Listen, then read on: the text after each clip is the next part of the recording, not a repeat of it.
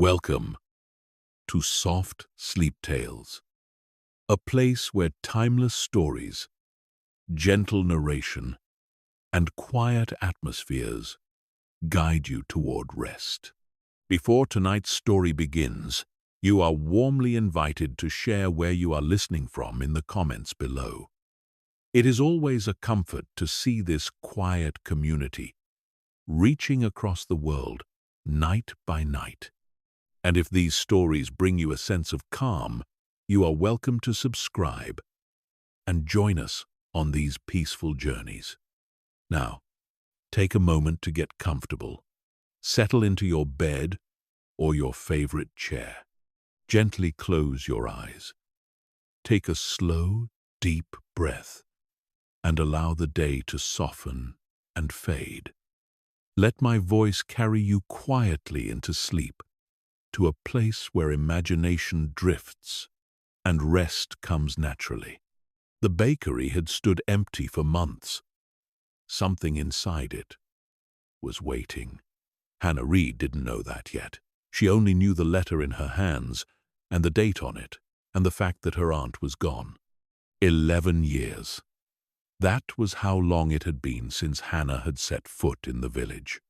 11 years of silence, broken now by a single Tuesday morning and a stranger's careful, formal handwriting. Her Aunt Edith had died in March. Quietly, in her sleep, above the bakery she had run for 41 years.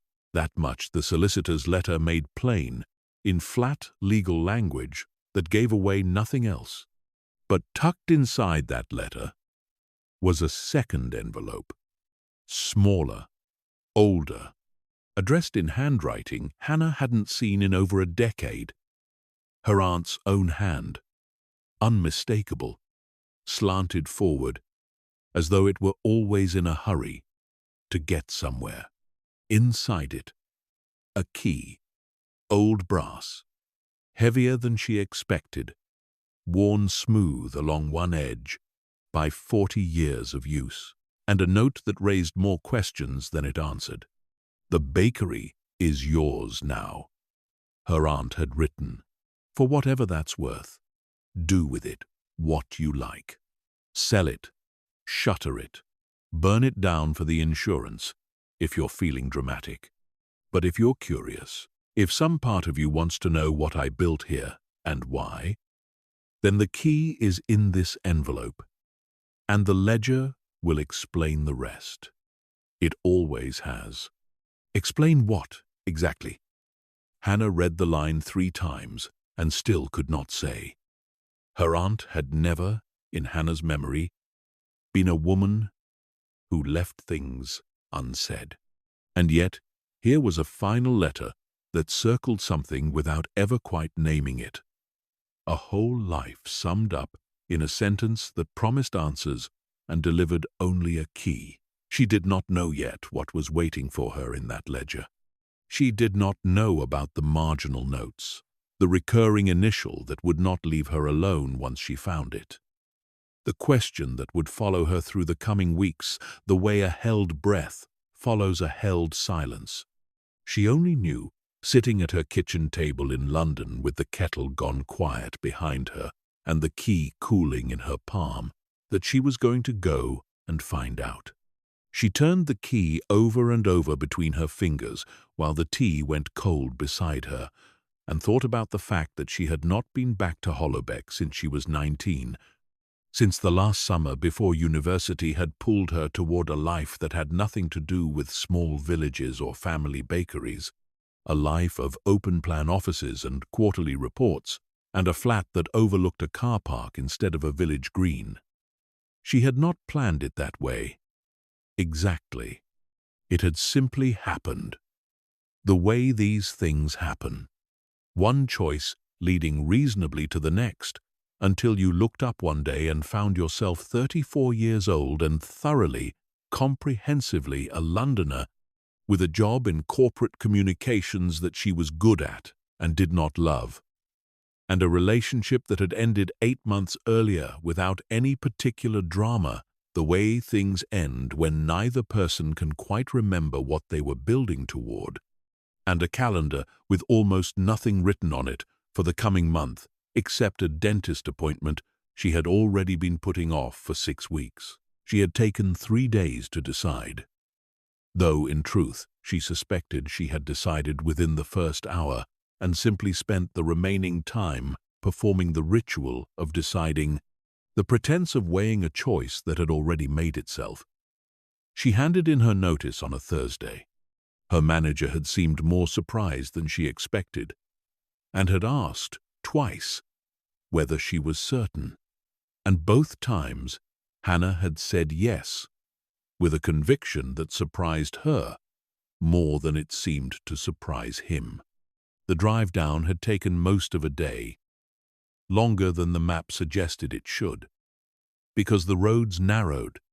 The further she went from London, motorway giving way to A road, giving way to the sort of lane that seemed designed for a single cart and had simply never been widened for anything larger.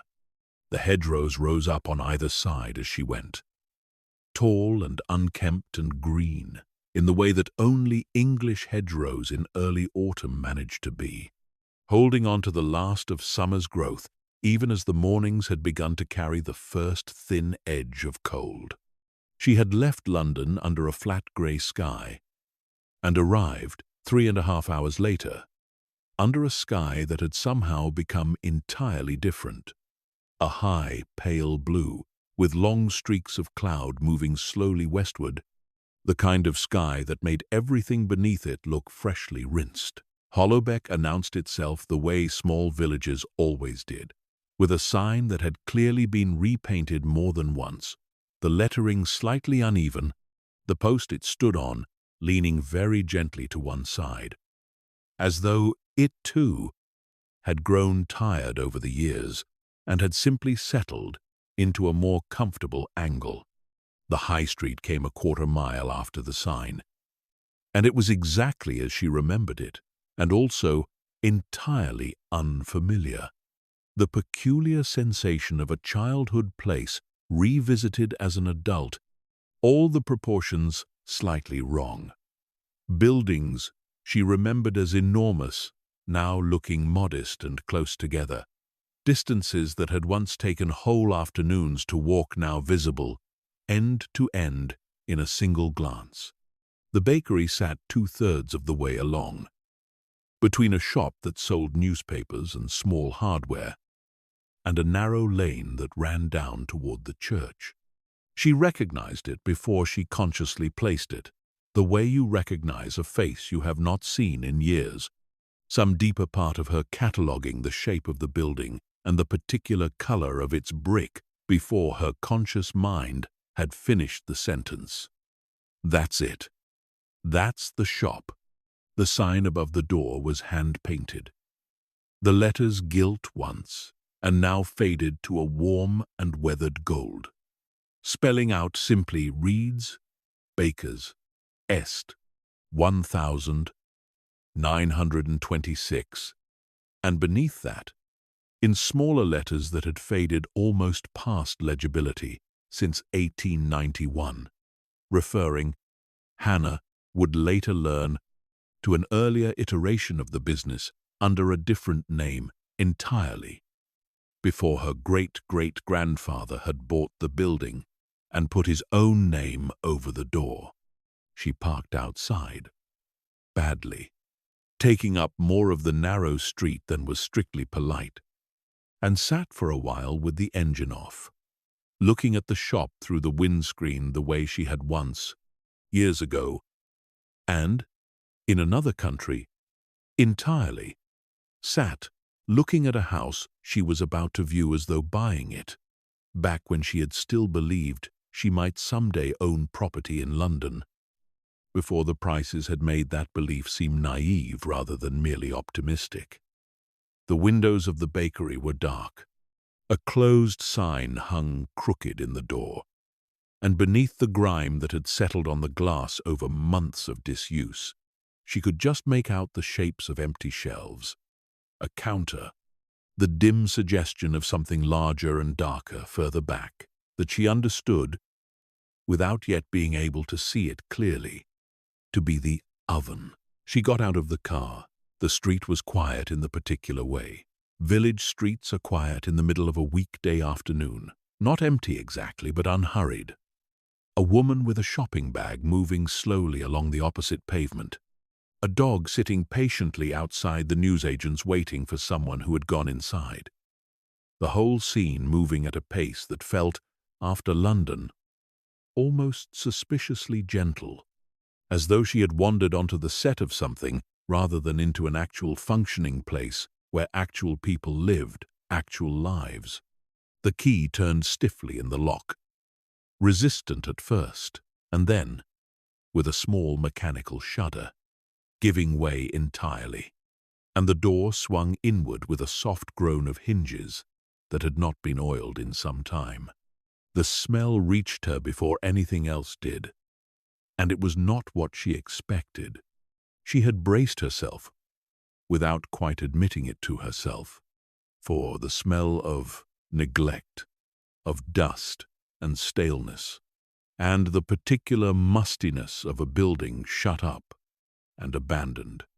Instead, she found something more complicated and much harder to name, an underlying sweetness that seemed to have worked itself so deeply into the walls and the wooden floor and the old plaster ceiling that even months of disuse had not managed to dislodge it. Flour, certainly, a faint ghost of it hanging in the still air, but beneath that, something warmer, richer. The smell of decades of butter and yeast and caramelized sugar and browned crust. A smell that had accumulated the way certain smells do in old buildings, not sitting on the surface but soaked all the way through, into the beams and the brick and the worn wooden counter, so that the shop smelled, even cold and dark and empty, unmistakably of bread. She stood just inside the doorway for a long moment, letting her eyes adjust to the dimness, and looked at the shop the way she imagined a stranger might look at it, trying to see it fresh rather than through the fogged lens of half-remembered childhood visits. The counter ran along the left side. Old, dark wood, scarred in places from decades of trays and knives, and the small violence of daily commerce, polished smooth in others from the endless passage of hands and elbows and the resting weight of forearms belonging to customers leaning in to chat. Behind it, the shelves that had once held the day's loaves stood empty now.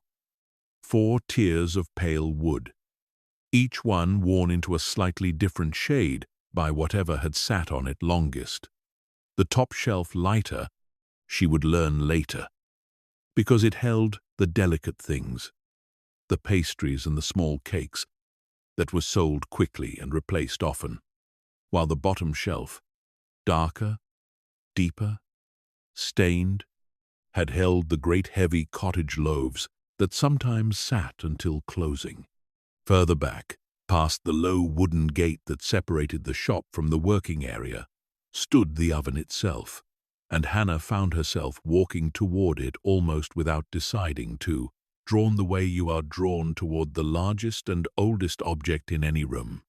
It was brick, built into the wall itself rather than freestanding, blackened with soot around its wide iron door, the door itself heavy and slightly ajar, revealing a dark cavity within that seemed even cold, to hold some residual sense of the enormous heat it had once contained, and would, presumably, contain again, thousands of times over the decades, if the shop was ever to open its doors again. She reached out and touched the iron door handle. It was cold, of course, stone cold, and yet she found herself half expecting warmth, as though the oven's decades of use had left behind not just a smell but a kind of memory in the metal itself, a readiness that was only waiting to be called upon again. She spent perhaps 20 minutes simply walking the ground floor, opening cupboards, running her hand along surfaces, finding the small accumulated evidence of her aunt's life here. a chipped enamel jug on a high shelf, a row of tins along the back wall, each labeled in the same forward-leaning hand: flour, sugar, salt, currants, the labels themselves so old that the ink had faded to a soft brown, more like something drawn than something written. Behind the counter she found a small wooden stool, its seat worn into a shallow curve by what must have been thousands of hours of sitting, positioned exactly where a person would sit to watch the door and wait for the bell above it to ring. It was only as the light outside began to shift toward evening, the high, pale sky softening into something more golden, that Hannah remembered she had somewhere to sleep tonight, and that the somewhere was upstairs, in the flat her aunt had occupied for 4 decades, and that she had not yet worked up the nerve to climb the narrow staircase at the back of the shop and see it. She stood at the bottom of the stairs for a moment, one hand on the worn banister, and told herself, not entirely successfully, that there was nothing to be nervous about, that it was only a flat, only rooms, and that whatever grief she was carrying about a woman she had barely seen in a decade was hers to carry however she liked, without needing to perform it or explain it, or even fully understand it before she climbed a flight of stairs. The staircase turned once, halfway up, and emerged into a small landing with 2 doors, one standing open onto what was clearly a bedroom, the other closed. She went to the open door first. The bedroom was small and plainly furnished, a narrow bed with a faded quilt, a chest of drawers, a window that looked out over the back garden, which she could see now was mostly given over to a vegetable patch gone slightly wild with the season's last growth. Runner beans still climbing their canes, a tangle of something that might once have been carefully tended herbs. The bed was made. Someone, presumably the solicitor or someone he had arranged, had been in to tidy the flat after her aunt's death, and the tidying had a strange, careful quality to it, as though whoever had done it understood they were closing a chapter rather than simply cleaning a room. The second door opened onto a sitting room, small but comfortable.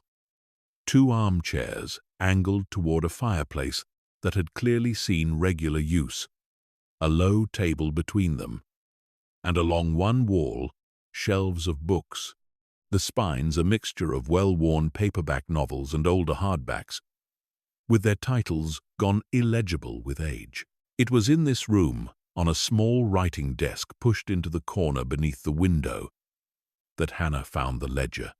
She knew what it was before she opened it. Somehow, though nothing about its plain cloth cover, faded to a color somewhere between brown and green, gave any obvious indication. It was simply large enough and worn enough and clearly old enough to be the kind of object that held a family's accumulated years inside it. The kind of book that did not announce itself, but simply waited, patiently, the way objects in old houses seem to wait, for someone to open them. She carried it to one of the armchairs and sat down, the last of the daylight coming gold and low through the window, and opened the cover. The first page held no title, only a date, written in a hand she did not recognize, angular and old-fashioned. The letters formed with a precision that spoke of a different era's schooling, 1891. Beneath it, a single line: bread is a promise you make to tomorrow. And beneath that, the first recipe, written out in careful measurements that used units Hannah half recognized and half didn't. And beside the recipe, in the margin, a small note in the same hand. Mrs. Aldous says the crust wants more time in the oven than I have been giving it. She is right. I have adjusted. Hannah turned the pages slowly, watching the handwriting change as the decades turned with it, the angular Victorian script giving way, some 15 or 20 pages in, to a rounder, more relaxed hand that she guessed belonged to whoever had inherited the bakery next, and then changing again and again, each new hand picking up where the last had left off, adding its own recipes, its own small marginal notes, its own accumulated observations about flour and yeast and the particular temperament of the oven downstairs, which appeared, reading between the generations, to have developed a reputation early on for running hot on its left side, and had apparently been compensated for by every baker since, through some combination of tray rotation and careful timing that none of them had ever bothered to write down in full, as though it was simply understood, passed, hand to hand, along with the ledger itself, a piece of knowledge too obvious to need recording. She found her aunt's handwriting perhaps 60 pages in, the same forward-leaning script from the letter and the birthday cards, beginning partway down a page with a recipe for a seeded loaf and continuing, Hannah realized as she kept turning pages, for the better part of the ledger's remaining length, 4 decades of entries in the same confident hand, though even within that consistency there were small changes. If you looked closely enough, the writing growing very slightly less steady in the final 20 or so pages, the ink occasionally lighter, where a hand had perhaps pressed less firmly than it once had. The recipes themselves were interesting enough, precise in the way that baking recipes needed to be precise. Quantities and times and temperatures recorded with a care that suggested trial and correction over years. Certain recipes crossed through entirely and rewritten below with adjustments noted in the margin.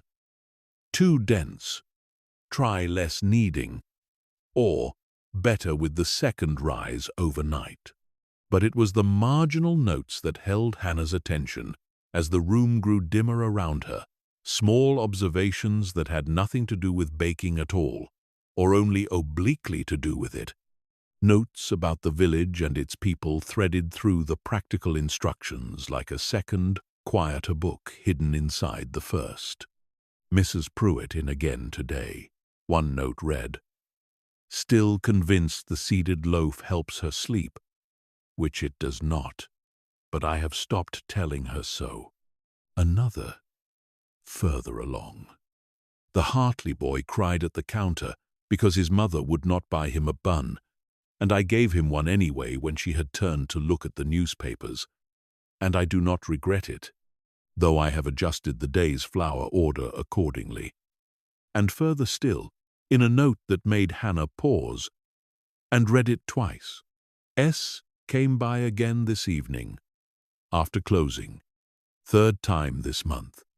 I do not know what to make of it, except that some doors, once opened, seem reluctant to close again on their own. She sat with that last note for a long while.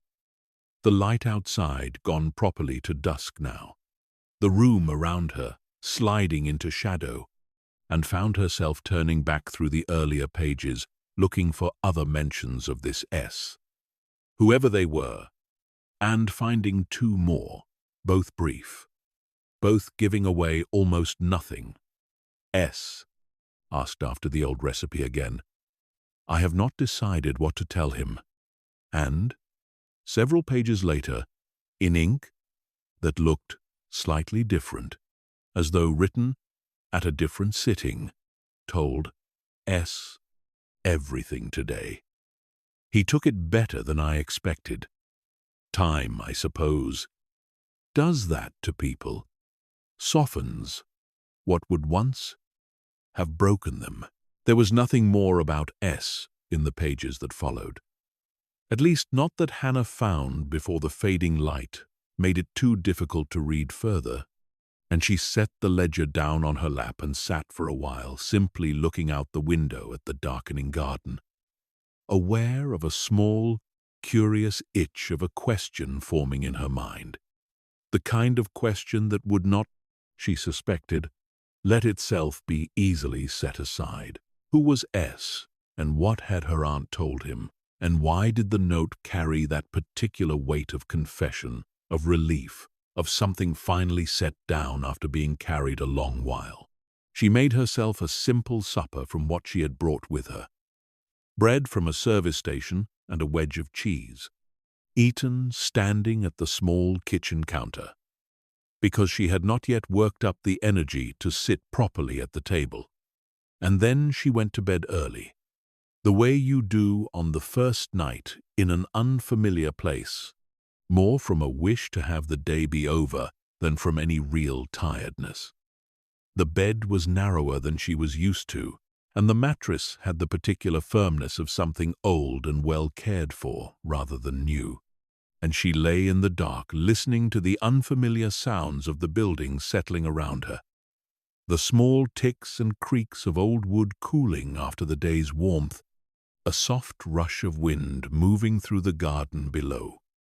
Somewhere in the distance, the call of an owl, and beneath all of it, or perhaps only in her imagination, the very faint, very persistent smell of bread that seemed to live permanently in the walls of this place. Patient, waiting, entirely unbothered by the months the ovens had stood cold. She woke before dawn, not from any alarm, but from the simple, disorienting fact of sleeping in an unfamiliar room, her body registering the change in light and air and quiet before her mind had caught up with where she was. For a moment she lay still, looking at the unfamiliar ceiling, the unfamiliar angle of the window, and then it came back to her, all at once. The letter, the drive, the key, the ledger still sitting on the arm of the chair in the next room where she had left it. She lay for a while longer, listening to the birds beginning their slow accumulation of sound outside.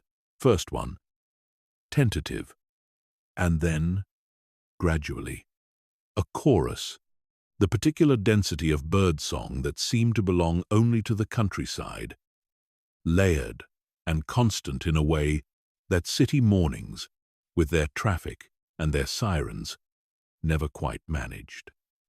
She got up before the sky had properly lightened, drawn by a restlessness she did not entirely understand, and went down the narrow staircase in the grey pre-dawn dark, one hand trailing along the banister, and stood again in the empty shop, looking at the oven. She was not at all sure, standing there in her pajamas, with the cold of the stone floor coming up through her bare feet, what she thought she was going to do. She had no experience with baking beyond the ordinary domestic sort. Banana bread, on a lazy Sunday, the occasional loaf from a bread machine a former boyfriend had bought, and she had inherited in the breakup, along with, apparently, no particular skill in using it. And yet she found herself crossing the shop floor and crouching before the great iron door of the oven and pulling it fully open, looking into the dark cavity within, running her hand along the cold brick just inside the opening, feeling the texture of it, the slight give of ash still sitting in the base from whatever had been the final firing, months ago now, before her aunt's hands had stopped being equal to the work. There was a box of matches on the shelf beside the oven, and kindling stacked neatly in a low basket beneath, and Hannah understood, crouching there in the grey light, with her aunt's ledger still upstairs full of instructions she had not yet properly read, that some part of her had already decided, without consulting the rest of her, that she was going to light this oven this morning. Whatever else came of it, whatever she eventually decided to do with the shop or the building or the whole strange, unexpected inheritance of it all, she wanted, at least once, to feel it come to life. She went back upstairs first for the ledger, carrying it down carefully in both hands the way you carry something you have already, without quite admitting it to yourself, decided, is precious, and set it open on the counter to the first page of her aunt's handwriting. A basic loaf, the kind of thing, she guessed, that a baker made not for special occasions, but simply as the daily bread of the shop, the loaf that everyone bought because it was reliable and good and exactly what bread was supposed to be. The oven took longer to light than she expected, the kindling catching but the larger wood above it resistant, and she spent a frustrating 20 minutes coaxing the fire with the small bellows she found hanging on a hook beside the wood basket. An old thing, worn leather, that she guessed had been passed down as faithfully as the ledger itself. But eventually the fire caught properly, and she sat back on her heels and watched the flames build inside the brick chamber, the light of them flickering orange against the soot-blackened walls, and felt something in her chest loosen slightly, some tension she had not fully noticed she was carrying until it began, very slowly, to ease. While the oven built its heat, she went looking, per the ledger's instructions, for the starter, and found it eventually in the small pantry off the back of the shop, a large glazed crock covered with a cloth. And when she lifted the cloth, she found, to her genuine surprise, that the starter inside was not dead. She did not know enough about baking to have expected otherwise, but some instinct had assumed that months of neglect would have killed whatever lived in that crock, and instead she found a pale, faintly domed surface, bubbled in places, that smelled, when she leaned closer, of something sharp and yeasty and unmistakably alive, sour in the particular way that meant it was hungry rather than spoiled. The ledger, in her aunt's hand, explained this in a note tucked beside an early entry about starters. This one has been fed continuously since before I was born, and I do not know its exact age, only that it has outlasted 3 ovens and 2 bakers before me and shows no sign of slowing. Feed it flour and water in equal parts, twice daily if you can manage it, once if you cannot, and it will forgive almost any neglect short of outright abandonment, even neglected for months. Apparently, it had not quite reached the point of no return, some dormant patience in it that had simply waited, the way the whole building seemed to wait, for someone to come back and begin feeding it again. Hannah mixed flour and water into the crock with hands that felt clumsy and uncertain, watching the pale mixture absorb the new flour, and found herself talking to it under her breath, quietly, the way you talk to a plant or an animal, welcoming it back, apologizing for the months of silence, though she had had nothing to do with those months and knew it. The dough, when she finally came to make it, proved harder to manage than the ledger's clean instructions suggested it would be. She could not get the consistency right at first, the mixture too wet, and then, after she added more flour to compensate, too dry, crumbling rather than coming together into the smooth elastic mass the notes described. She started twice more before something began to work properly. The third attempt, finally taking on the texture she had been aiming for. And by the time she had it right, her hands were thoroughly covered in flour, and there was a fine dusting of it across the front of her jumper, and she discovered later, in her hair, and the whole shop had taken on the warm, comfortable chaos of active use rather than the museum-like stillness it had held the day before. She kneaded the dough on the worn patch of the counter, a slight depression in the wood that she understood immediately, without needing to be told, was where 4 generations of hands had done exactly this same work, pressing and turning and folding. And she found, as the minutes passed, that her hands began to understand the rhythm of it. Even though her mind had no real theory to explain what it was doing, the dough changing beneath her palms from something rough and unwilling into something smoother, more elastic, more alive, springing back gently when she pressed 2 fingers into it the way the ledger had described. She let it rise in a covered bowl near the warmth of the oven, and while she waited, she cleaned.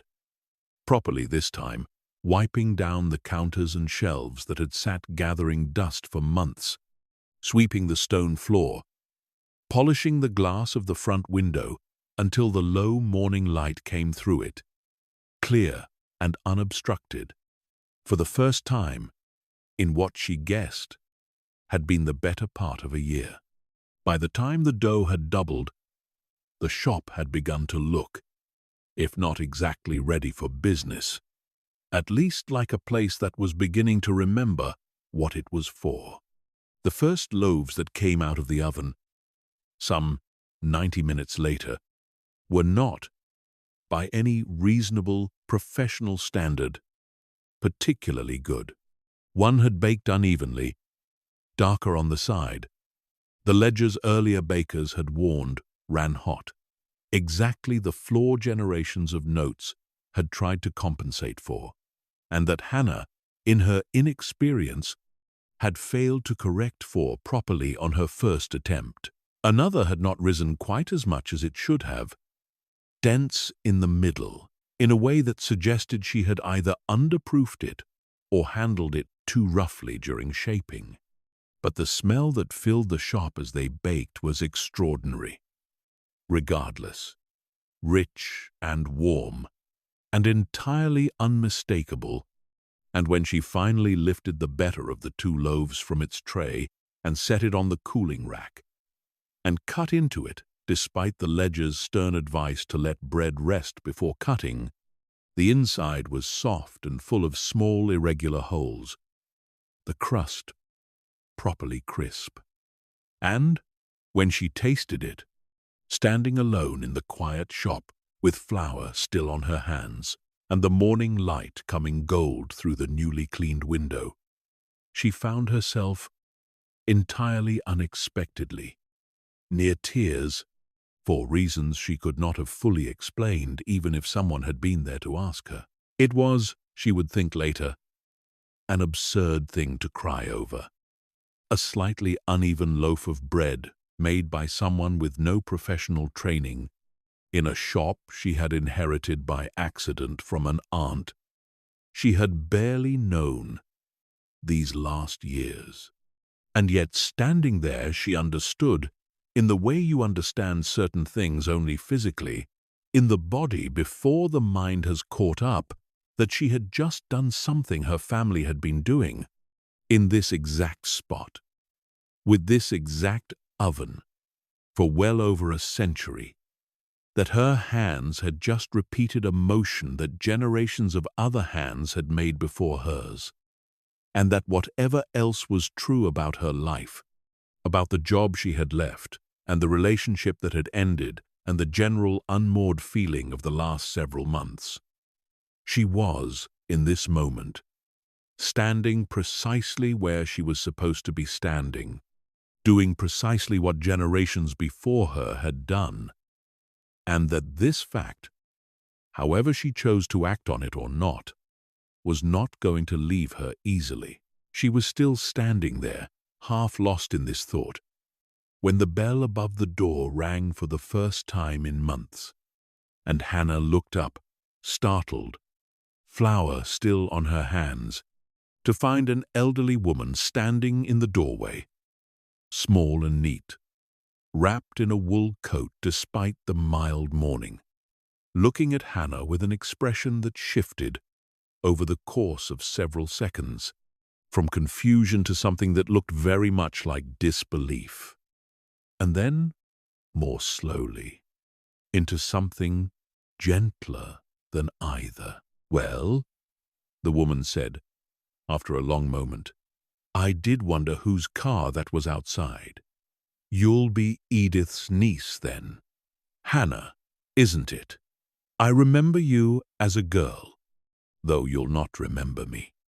She stepped further into the shop, looking around at the cleaned counters, the swept floor, the loaves cooling on the rack, and something in her face softened further, the disbelief giving way entirely now to something that looked, Hannah thought, almost like relief. "I'm Mrs. Pruitt," she said. "I've been coming into this shop for the seeded loaf every Tuesday and Friday for something like 50 years, and I confess I had begun to think those days were finished." She looked at the loaves on the rack, plain white, not seeded, and something amused crossed her face. "That's not the seeded loaf," she observed. "No," Hannah admitted. "This is only my first morning. I haven't got that far in the book yet." Mrs. Pruitt nodded slowly, as though this answer satisfied some deeper question she had been asking beyond the literal one. "The book," she repeated. "She kept it faithful then, your aunt. Wrote everything down." She looked at Hannah for a long moment, the kind of look that seemed to be taking a full measurement, and then she smiled. A small, private sort of smile.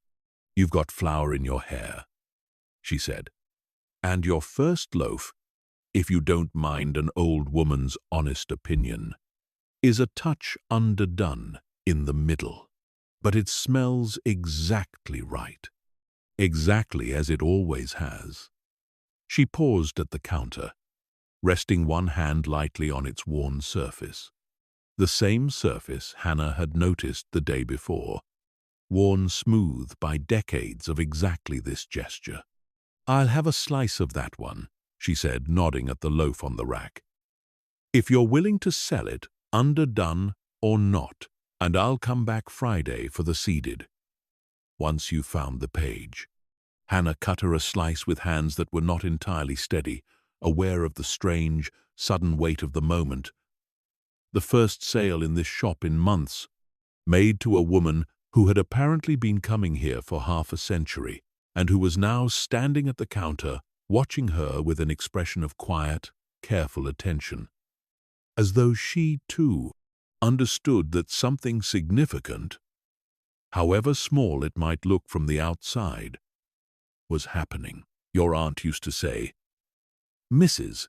Pruitt said, taking the slice and turning it over once in her hand before taking a bite, "that a bakery isn't really about the bread. It's about the being here. The doors opening at the same time every morning, whatever the weather, whatever else is happening in the world." She said people don't come in for the bread nearly so much as they come in for the knowing that the door will open. She chewed thoughtfully, looking around the shop again, at the shelves, the counter, the oven visible through the low gate at the back. "I don't suppose you'll be staying?" she said, not quite a question, more an observation offered gently, giving Hannah room to answer however she liked. "London girl now, I'd have thought. After all this time?"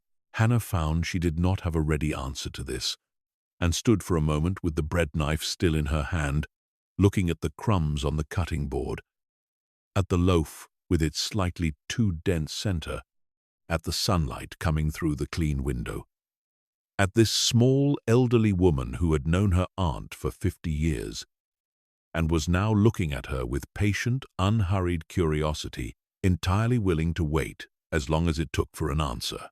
"I don't know yet," Hannah said, finally, and found that this was, for the first time in months, entirely true. An honest uncertainty rather than the performed uncertainty of someone who has already decided and is only delaying the announcement. "I only arrived yesterday. I lit the oven this morning because I wanted to see if I could. I haven't thought much beyond that." Mrs. Pruitt nodded again, unsurprised, as though this too fit whatever quiet assessment she had been making since she walked through the door. "Well," she said, finishing her slice and brushing the crumbs delicately from her fingers. "The oven's lit now. That's more than most people manage on a first morning, in my experience.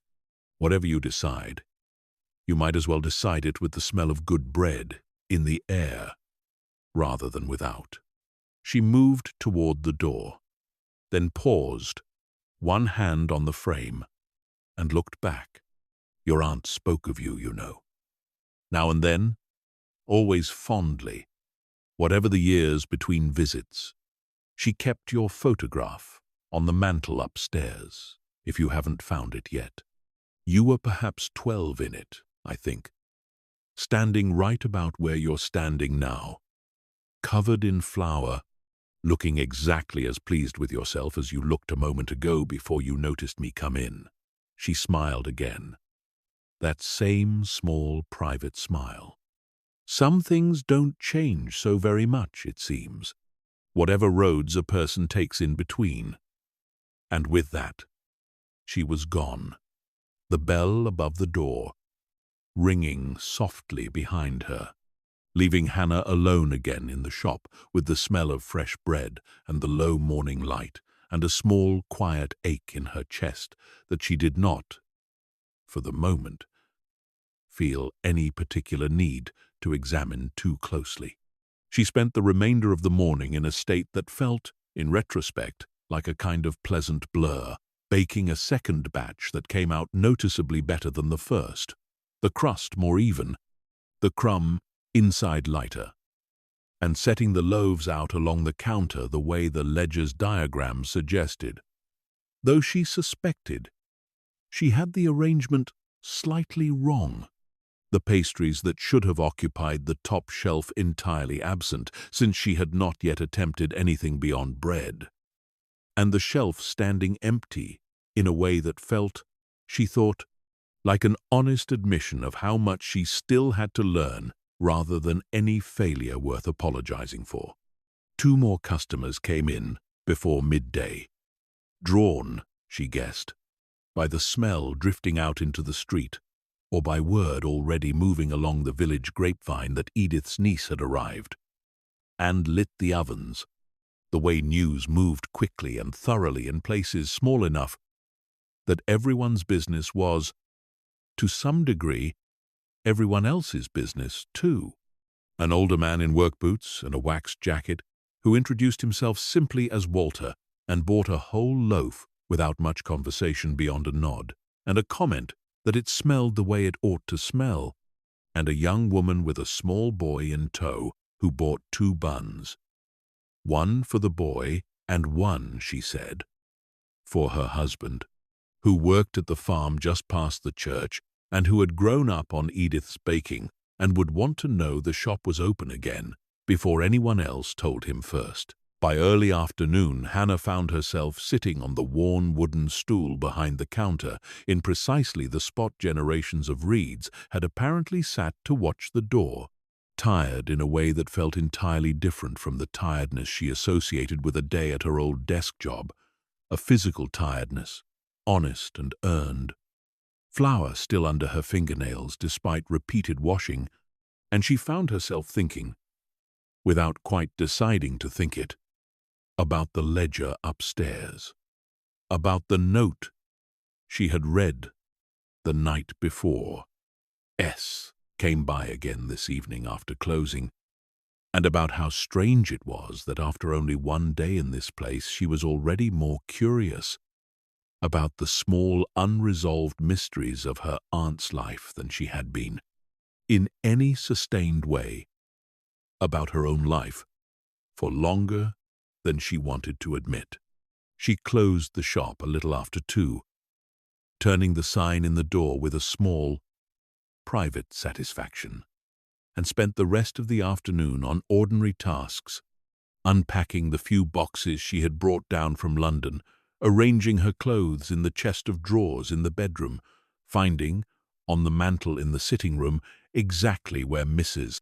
Pruitt had said it would be, a small framed photograph of herself at 11 or 12, standing in this very shop, covered in flour, grinning at whoever was holding the camera with an unguarded delight she did not entirely recognize in herself anymore. And she stood looking at it for a long while before setting it carefully back in its place, facing outward, the way it had clearly been left by her aunt to face outward all these years, waiting.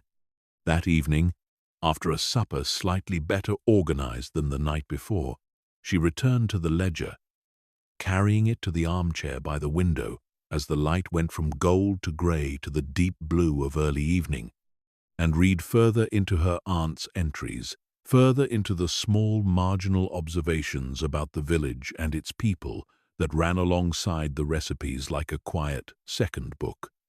She found 2 more mentions of S before she finally set the ledger down for the night. Both brief, both maddeningly incomplete. He asked again if I had told her. I said, not yet, soon, and in an entry that seemed, from the surrounding pages, to date from perhaps a decade before her aunt's death, I think of what I would say if she ever asked. I have practiced it in my head so many times it no longer feels true, only rehearsed. Perhaps that is what happens to things we hold too long without saying them. Hannah sat with the ledger open on her lap for a long while after reading this, watching the last light fade entirely from the garden below, and found herself turning the question over slowly, without urgency, the way you turn over a stone you have found on a beach, curious about its shape without any particular need to understand immediately what it was or where it had come from. Someone, she thought, someone her aunt had wanted to tell something, and had rehearsed the telling so many times in her own head that it had started to feel unreal even to her, and had, as far as the ledger's entries suggested, never quite managed to say it after all, or had said it, and simply never recorded the fact of having finally done so. She did not know, sitting there in the quiet of her aunt's sitting room with the ledger heavy on her lap, and the first proper day of this strange new chapter of her life, settling into her bones, like the tiredness in her arms, whether she would ever find out who S was, or what it was her aunt had spent years working up the courage to say to someone, and had perhaps died having said it, or perhaps died having never said it at all. But she found, closing the ledger gently and setting it on the small table beside the chair, that she wanted to know, wanted it with a quiet, patient curiosity that felt entirely unlike the sharp, urgent curiosities of her old life. The need to know the outcome of a meeting or the contents of an email before someone else did. This was slower than that, and gentler, the kind of wanting that could wait, that did not need answering tonight, or even this week, that would simply sit alongside her, she suspected, through the coming days, the way the smell of bread sat in the walls of this old building, patient, present, entirely unhurried. She went to bed early again, the physical work of the day pulling her towards sleep faster than she expected, and lay for a while in the dark listening to the same small sounds of the old building settling around her, the same distant call of an owl somewhere out past the garden, and thought, before sleep finally came, about Mrs.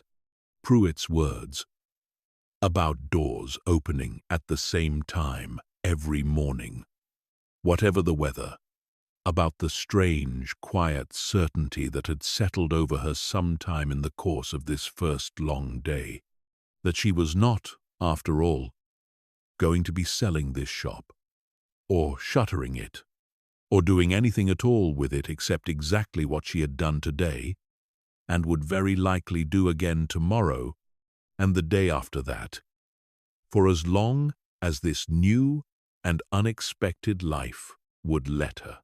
The days that followed settled into something that was not yet quite a rhythm, but was beginning, slowly, to resemble one. She woke earlier each morning. no longer needing the disorientation of a strange room to pull her from sleep before dawn, her body adjusting with a swiftness that surprised her to the particular demands of a baker's schedule.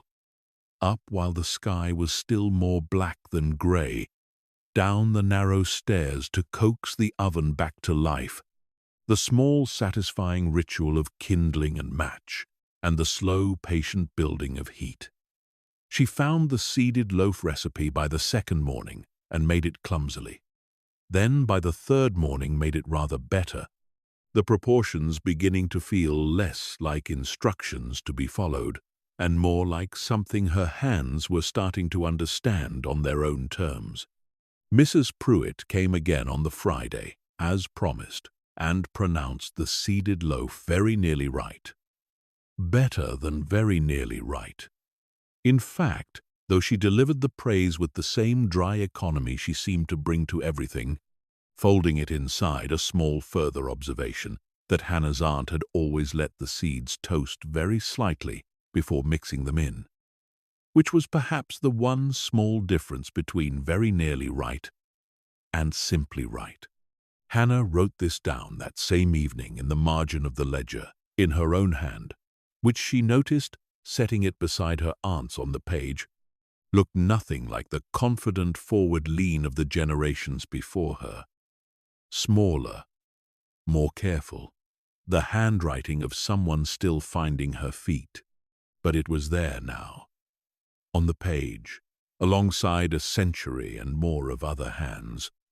Her own small addition to whatever long conversation this ledger represented, and something about seeing it there, however tentative, however unlike the writing around it, settled something in her chest that she had not entirely realized was unsettled. Walter came back too, later that same week, and proved, over several visits, to be a man of few words but considerable warmth. Once you learned to read the warmth in the words he did offer, a nod that meant approval, a slight extension of a visit by 2 or 3 minutes that meant Hannah began to understand, something closer to enjoyment of the company than the errand itself required. He farmed the land just beyond the church, he told her eventually, across several separate and each individually brief conversations pieced together over a week. Land his family had worked for 3 generations, and he had bought bread from 3 generations of Reeds in turn. And he said this last part, on the Thursday of her second week, with a small, private nod toward the counter that Hannah understood, without needing further explanation, to be a kind of acknowledgement, an inclusion of her, however new and untested, into a lineage he had been watching from the outside for the whole of his own life. The young woman with the small boy, whose name turned out to be Fern, came in most days now, sometimes for bread, and sometimes only, it seemed, for the 15 minutes of conversation the visit afforded her, standing at the counter with her son tugging at her sleeve and telling Hannah small pieces of village news, who had married whom, whose roof needed mending, which of the older farmers had finally, after years of talk, decided to retire and hand the land to his son. Hannah found herself looking forward to these visits more than she would have predicted, the accumulating small knowledge of a place she was, without quite planning it, beginning to belong to.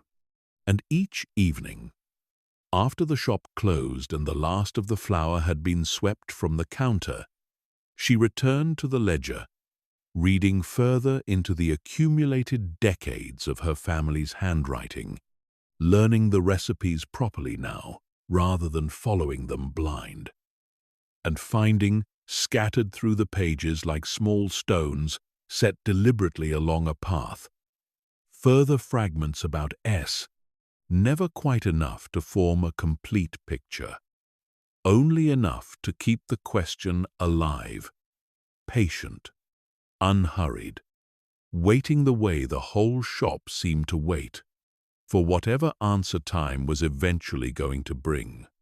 It was on the Sunday of her second week, the shop closed for the day.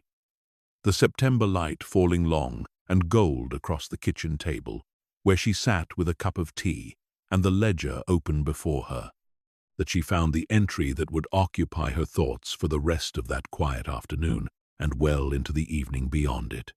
It was dated some 18 years back, in her aunt's hand, and it read simply, "S. asked today whether I had ever regretted it.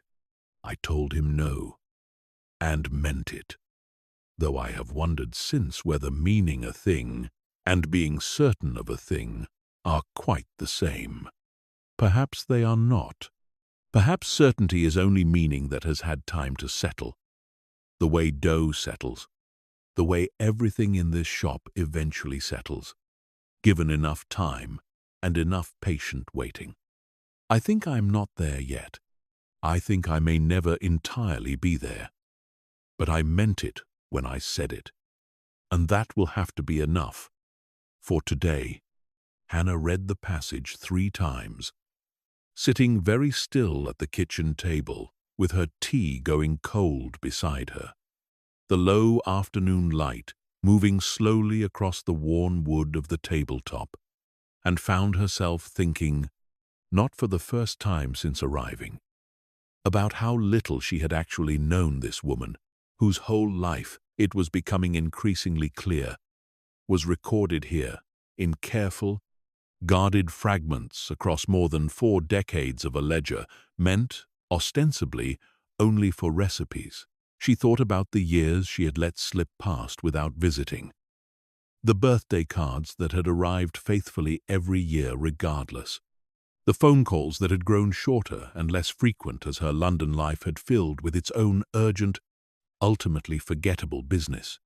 She thought about regret, and about whether her aunt's careful, unresolved sentence about it applied only to whatever it was she had shared with S, or whether it applied more broadly to a whole life lived quietly in this small village, baking bread and reading in the afternoons and falling asleep before 9 most nights, like an old cat in a warm patch of sun. She did not reach any firm conclusion that afternoon, sitting at the table as the light slowly failed outside and the kitchen grew dim around her, and she found, in the end, that she did not need to.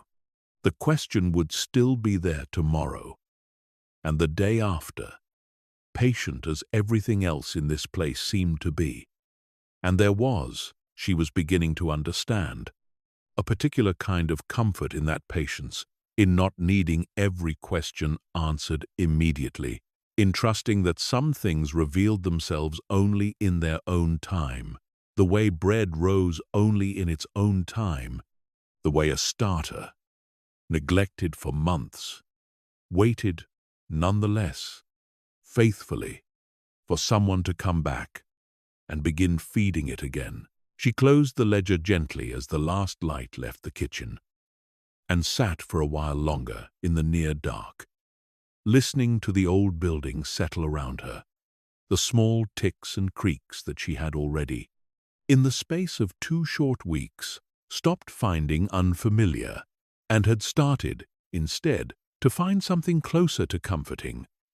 The sound of a place that had stood a long while and intended to go on standing, however many hands passed through it, however many small, unresolved questions accumulated quietly in the margins of its long and patient record. She lit a single lamp eventually, more from habit than need, and carried her cold tea to the sink, and stood there for a moment, looking out at the dark garden, the last of the runner beans just visible as a pale shape against the deeper shadow of the hedge beyond.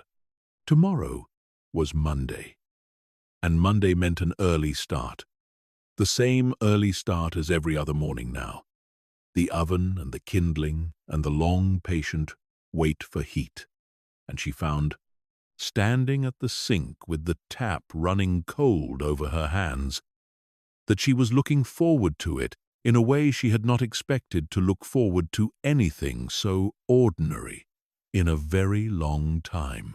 Not the excitement of something new exactly, though it was still new enough to carry some of that.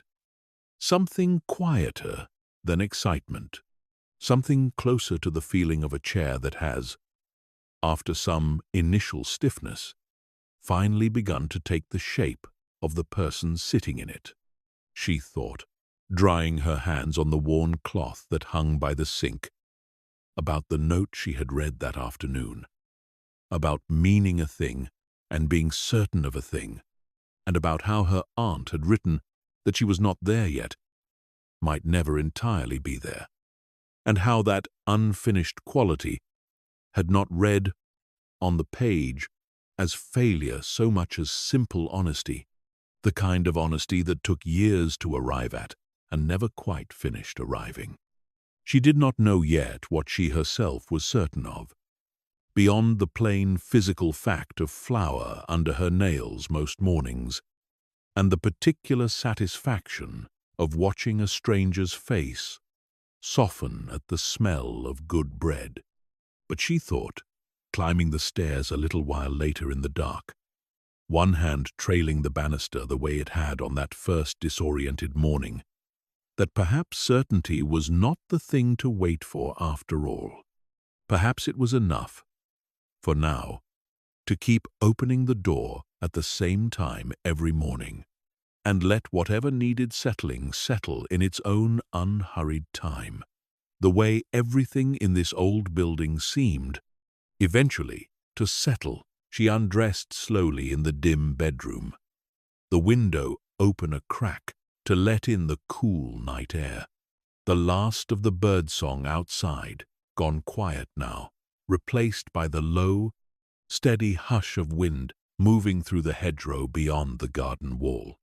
She thought, lying down at last, beneath the same faded quilt her aunt must have lain beneath on 10,000 nights before this one, about S, about the ledger's careful, unfinished sentences, about Mrs.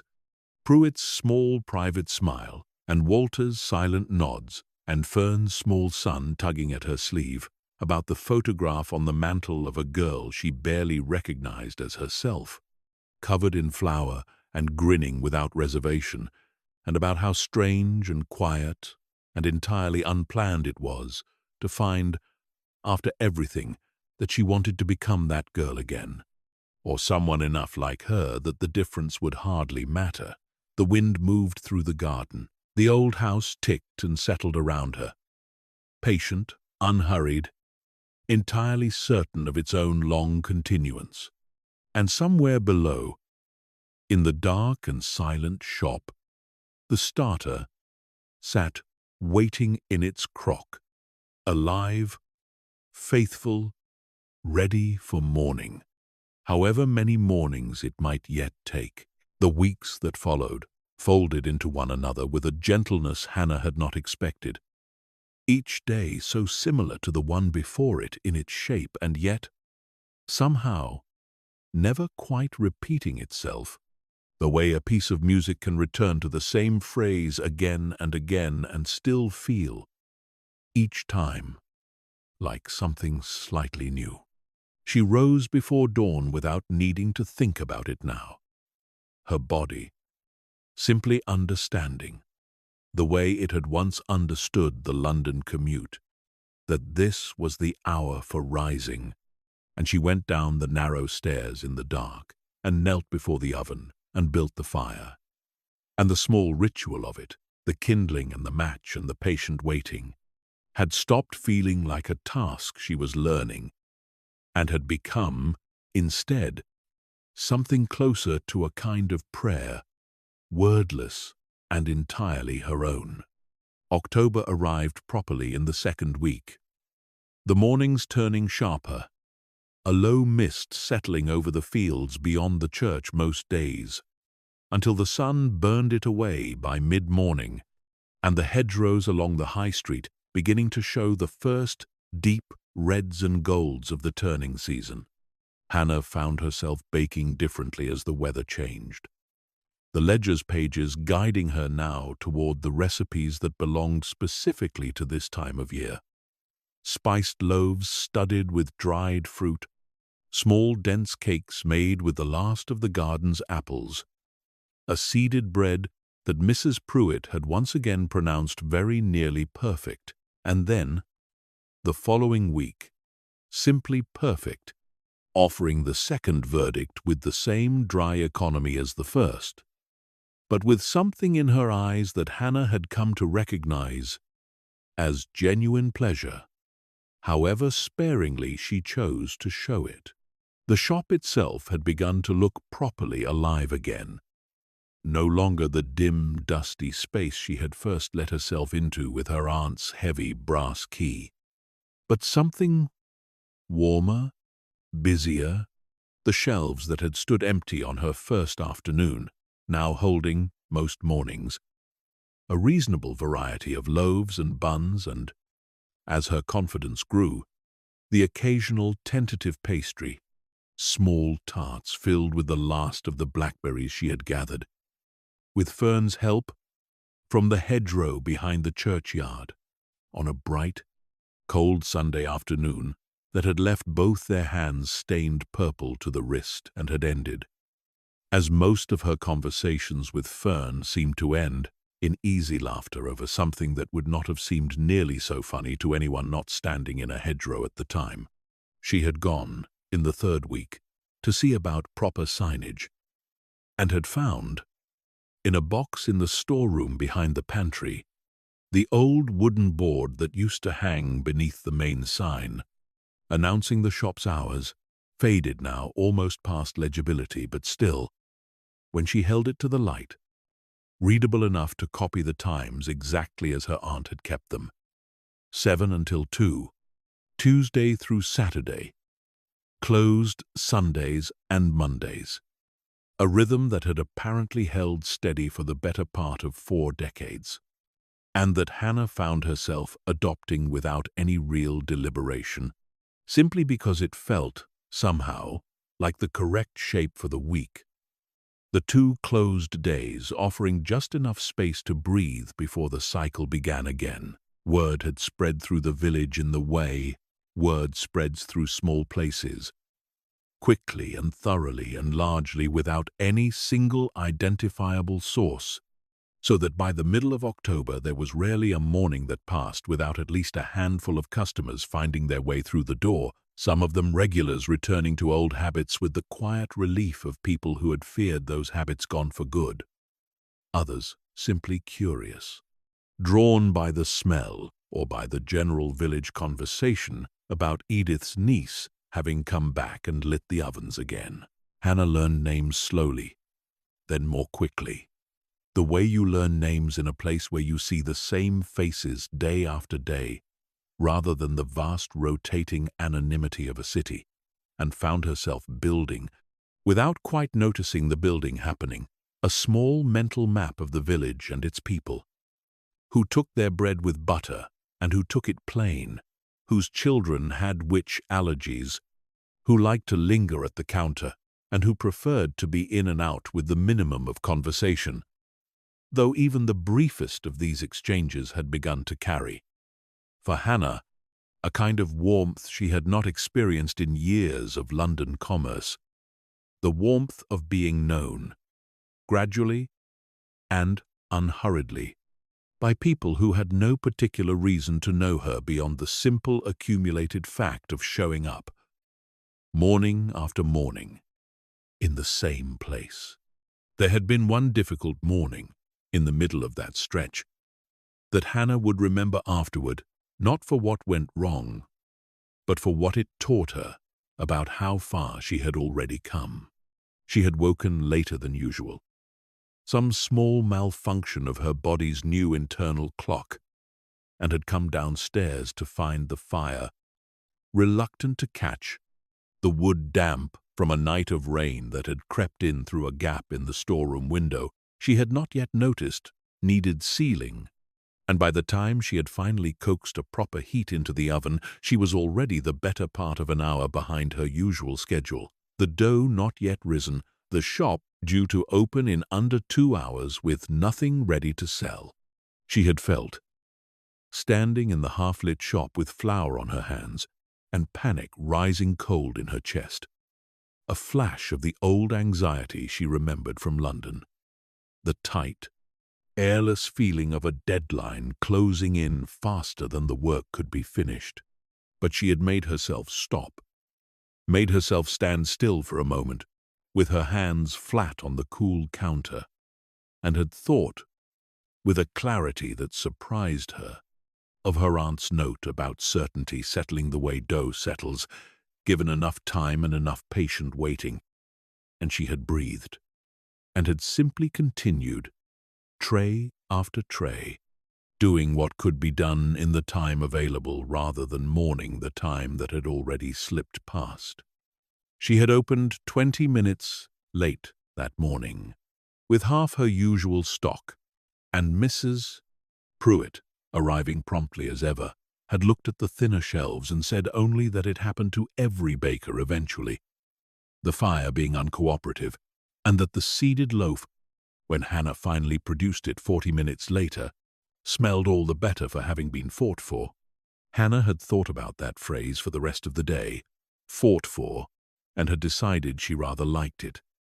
The idea that even an ordinary loaf of bread might carry, invisibly, the small, quiet struggle that had gone into it, the way a person carries, invisibly, whatever quiet struggles have shaped them into whoever they have become.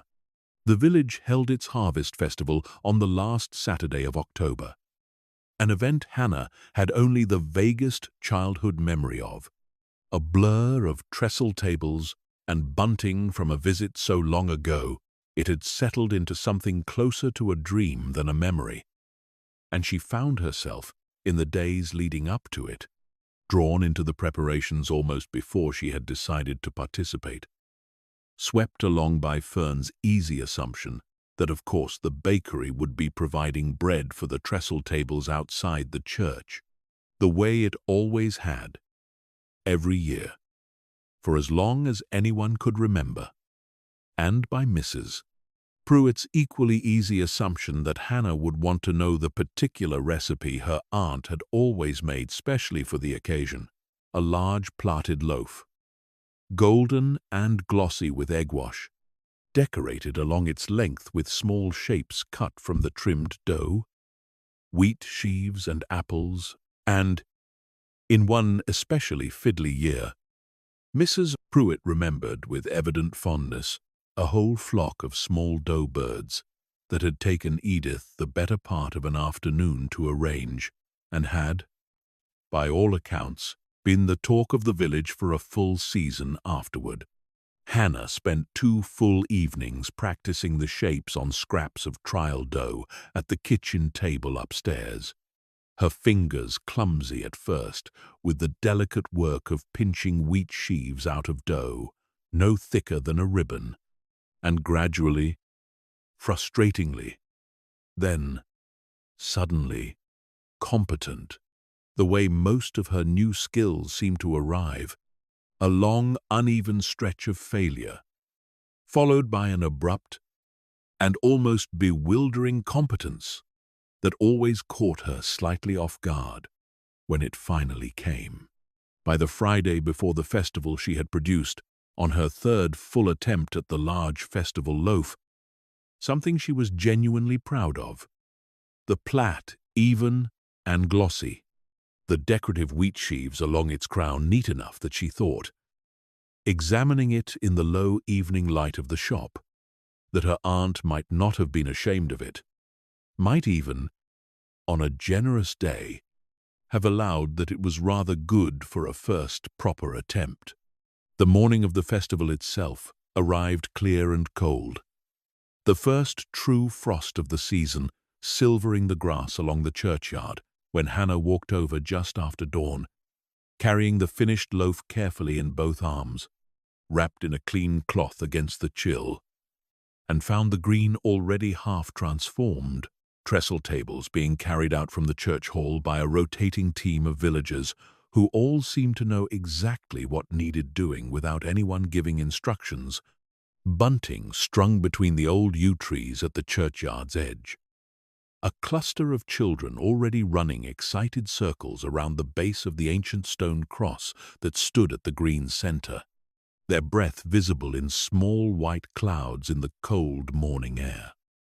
Walter was there, directing the placement of straw bales with the quiet authority of a man who had done this every year of his adult life, and Fern arrived not long after Hannah with her small son bundled against the cold and a tray of her own baking, and by mid-morning the green had filled properly. Half the village turned out despite the chill, stalls selling jams and honey and small wooden toys alongside the produce of the season's last harvest. Apples and squash and great braided ropes of onions hung along one table's edge. Hannah's loaf sat at the center of the bread table, the wheat sheaves along its crown catching the low autumn light, and she found herself standing near it for a good portion of the morning, not because anyone required her to, but because she found she wanted to watch people's faces as they noticed it, the small flicker of recognition that crossed the older villagers' expressions, a kind of relief made visible. The shape of the loaf itself, a promise that this thing, at least, had not been lost, along with everything else that had changed in the village over the years. An elderly man she did not recognize stopped before the table for a long moment, simply looking, and told her, unprompted, that Edith had made this same loaf, or one very like it, every year since he was a boy, and that he had wondered, this past spring, whether he would ever see it again, and that he was glad, genuinely glad, to find he had been wrong to wonder.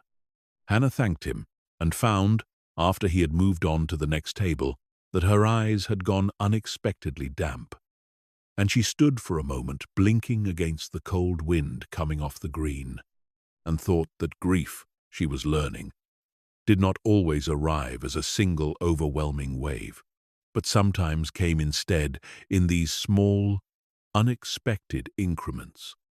A stranger's kind words at a village fete, a wheat sheaf pinched from dough, catching her sideways when she had least prepared for it. The festival ran until early afternoon, the trestle tables gradually emptying, the bread gone entirely by noon, and Hannah walked home in the low golden light of the day's decline, with an empty basket and a warmth in her chest that had nothing to do with the temperature, a sense of having been, for the first time since her arrival, not merely a visitor learning her aunt's trade, but something closer to a proper part of the village's ordinary rhythm, one thread now visibly woven into a much larger and older cloth, she thought, walking back along the high street, past the shop's dark window, its shelves emptied for the festival, and not yet restocked for the following week, that this was perhaps the clearest answer yet to the question Mrs. Pruitt had asked her on that very first morning, whether she would be staying. A question Hannah had not been able to answer honestly then, and found, now, that she no longer needed to answer in words at all, the answer simply present in the tired, satisfied ache of her feet, and the flour still faintly ghosting the creases of her hands. The days that followed the festival settled back into their ordinary rhythm quickly, the way village life seemed always to settle back into its rhythm after any disruption, however pleasant, and Hannah found the ordinary mornings, after the festival's brightness, carrying their own quieter satisfaction. The simple daily repetition of fire and dough and customers she now knew well enough to greet by name before they had properly cleared the doorway. The ledger remained, through all of this, her constant companion in the quiet hours after closing, and she had taken to reading a portion of it most evenings. Not always in order, sometimes flipping back to earlier decades to compare a grandmother's method with her aunt's later refinement of the same recipe, sometimes simply sitting with a single page for a long while, turning over some small marginal observation the way she might turn over a stone found on a beach. She had found no further mention of S in the weeks since that Sunday afternoon at the kitchen table, though she admitted to herself, been looking, turning the pages a little more slowly than strictly necessary. Whenever she reached a stretch of the ledger she had not yet fully read. Alert for the single letter, the way you become alert, walking through a wood for a particular bird song you have heard once and cannot quite place. It was Walter, in the end, who gave her the first real thread to pull, though he did not seem entirely aware, at the time, of having given her anything at all. He had come in on a grey Thursday morning near the end of October, later than his usual visit, the shop otherwise empty, and had lingered longer than was typical for him, standing at the counter with his loaf already wrapped and paid for, looking not at Hannah, but out through the clean window, at the street beyond, where the wind was pulling the last of the leaves from the plane tree outside the church in slow, spiraling drifts. "Your aunt used to bake extra on a Thursday," he said, apropos of nothing Hannah had said, in the unhurried way. He offered most of his observations, as though they had been sitting somewhere in him for a while, before finding their way out. Regular as anything. Extra loaf every Thursday for years. I never asked who it went to. Wasn't my business to ask. He paused, turning the wrapped loaf over once in his hands. But I noticed, is all. A man notices things, working the land the way I do, watching the same roads year after year. There was a car that came on Thursdays too, now and again. Not every week, but often enough that I noticed the pattern of it before I noticed I'd noticed. Hannah found herself very still behind the counter, aware of the particular quality of the silence that had settled into the shop. The kind of silence that seems to be waiting for something rather than simply being empty. "Do you know who it belonged to?" she asked carefully. The car. Walter considered this for a long moment, the way he seemed to consider most things, weighing the question with the same unhurried patience he presumably brought to weighing weather or soil or the readiness of a field for harvest. "I've an idea," he said eventually. "Older fellow. Used to live out past the church himself, years back, before my time properly began here, though I remember him from when I was a boy, just barely. Moved away for work, I believe. Came back now and again to see his sister, before she passed, and I always did think he came into the village a good deal more than a man visiting only his sister generally needs to." He set the wrapped loaf under his arm and looked at Hannah directly for the first time in the conversation, something careful and not unkind in his expression, the look of a man who understood he was standing at the edge of something private and was leaving the choice of whether to step further into it entirely in her hands. "His name's Ashworth," he said. "Samuel Ashworth. Whether that means anything to you I couldn't say. But you asked, and I thought you'd rather know than not." He left shortly after, the bell ringing softly behind him, and Hannah stood at the counter for a long while after he had gone, the name settling into her the way a stone settles slowly through still water, turning it over, testing its shape against everything the ledger had told her in its careful, incomplete fragments. Samuel. S. She had a name now, at least, where before she had only had a letter and a series of unresolved sentences, and the having of it did not, she found, answer any of the real questions, so much as it gave the questions a sharper edge, a person now attached to them rather than only an initial.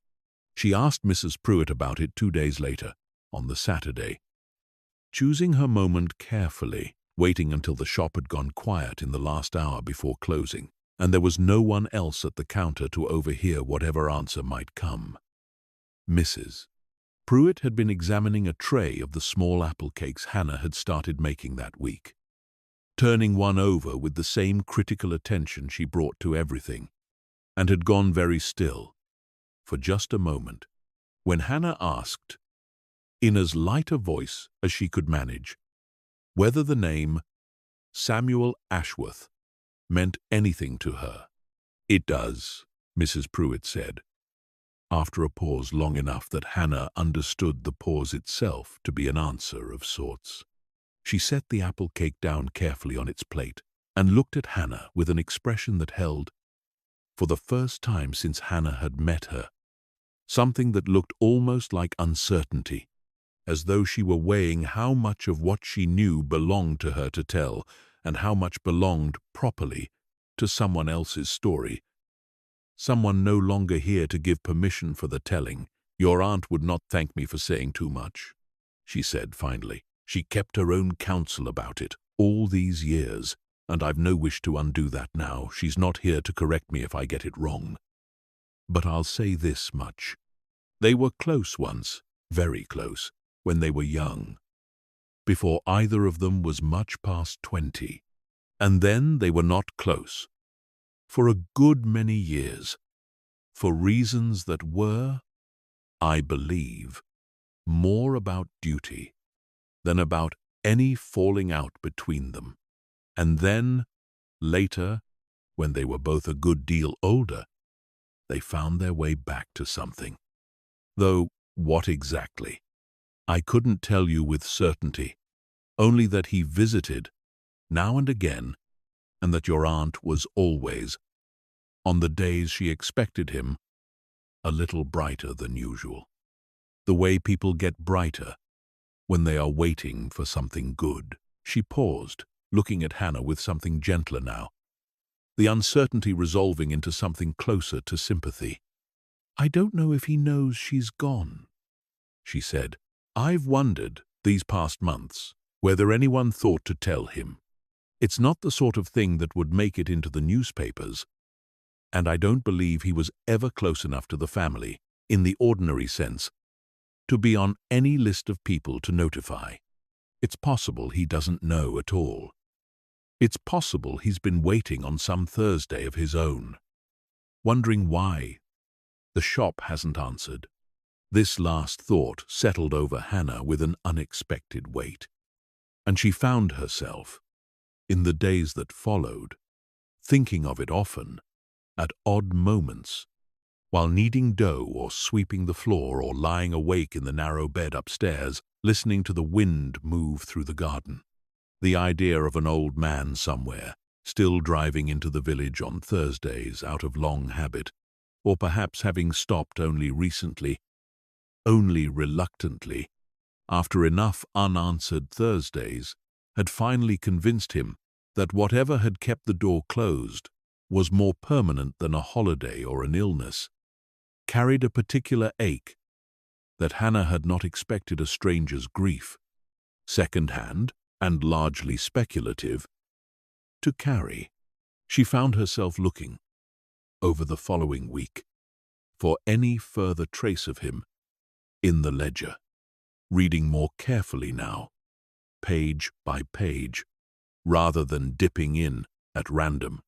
And it was on a Tuesday evening, deep in the ledger's later pages, that she found what she had been looking for, tucked not in the margin this time, but on a full page of its own, dated a little over 3 years before her aunt's death, written in a hand that was visibly less steady than the confident forward lean of the earlier decades, though the unsteadiness seemed to Hannah to belong more to age than to any failure of feeling.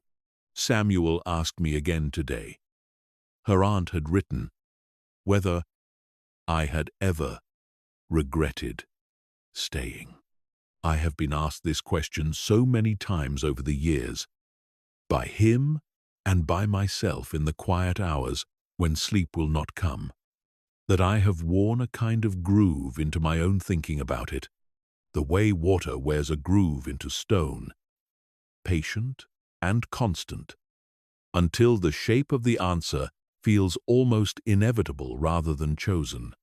I told him, as I have told him before, that I did not regret it, and I meant it, though I have wondered, writing this now, whether meaning and certainty are not quite the same thing after all, and whether I have simply grown so accustomed to the shape of my answer that I no longer notice the effort it once took to arrive at it. The truth, if I am honest with this page, in a way I have not always been honest even with myself, is more complicated than either regret or its absence. When Father died and the shop needed someone, I was the only one who could give it what it needed.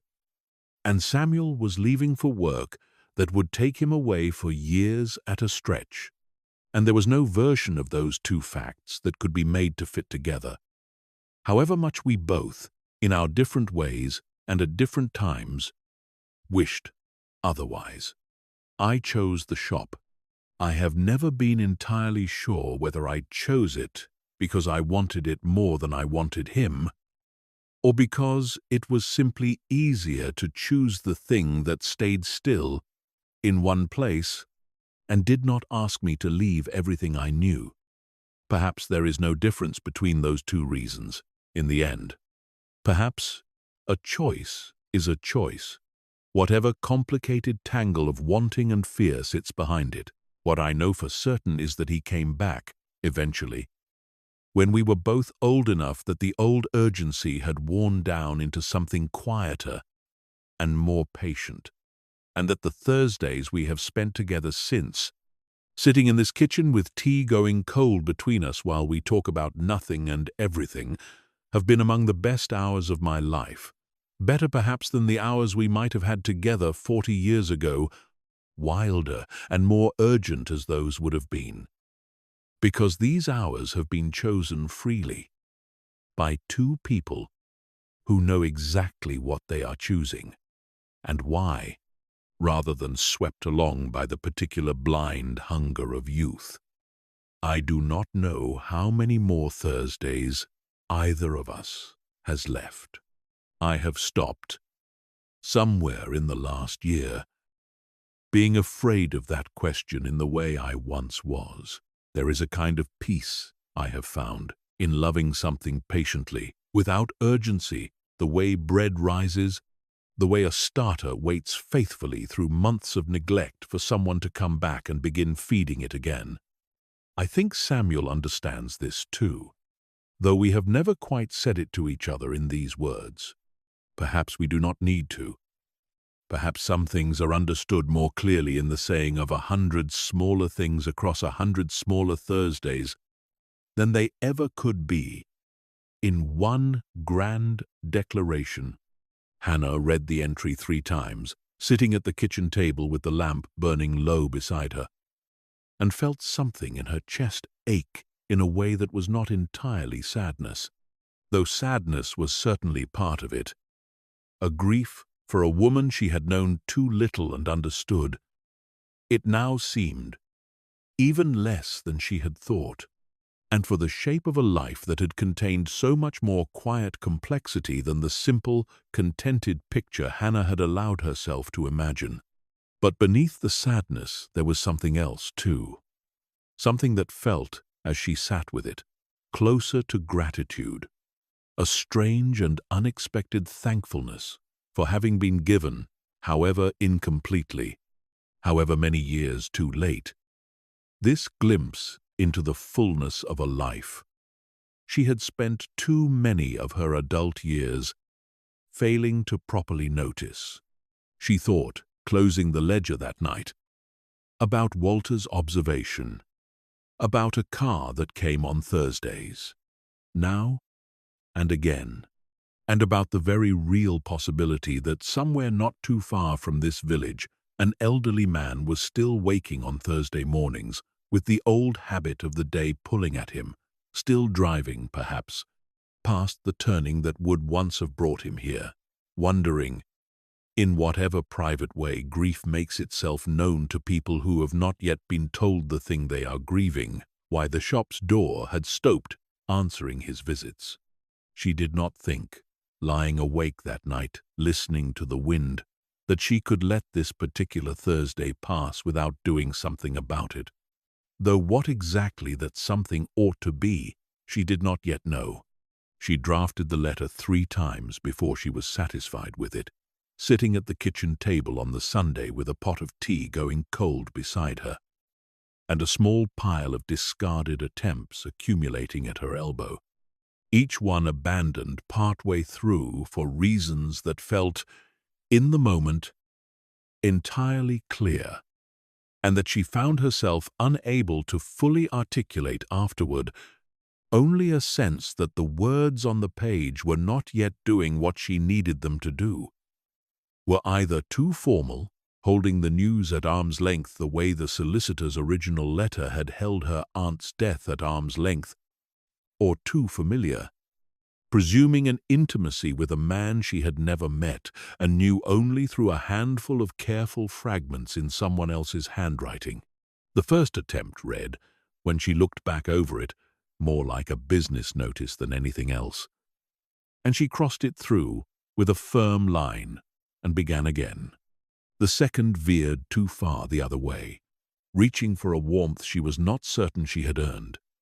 Given that this man had known her aunt for the better part of 60 years, and Hannah had known him before this week, not at all. It was only on the third attempt, written more slowly than the first 2, that she found something like the right register, plain and honest, offering the facts without softening them into euphemism and without dressing them in more sentiment than the situation could reasonably bear, and ending with the simple, true offer of an open door, which was, she had come to feel over the preceding weeks, the truest thing she had to offer anyone, family or stranger, or the ambiguous, complicated category this man seemed to occupy, somewhere between the two.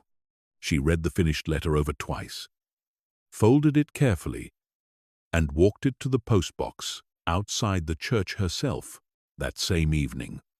Rather than waiting for the following morning's collection, some part of her unwilling to let the finished thing sit any longer than necessary once it was ready, as though the words themselves might spoil, the way dough left too long before baking eventually spoils, if she allowed too much delay between the writing and the sending, she thought, walking back from the postbox in the last of the evening light, about her aunt's long habit of rehearsing certain sentences in her own head until they no longer felt true, only rehearsed, and wondered whether she had just done something similar, polishing her own letter through 3 drafts until the honesty of the first impulse had perhaps worn down into something more careful, more considered, less raw.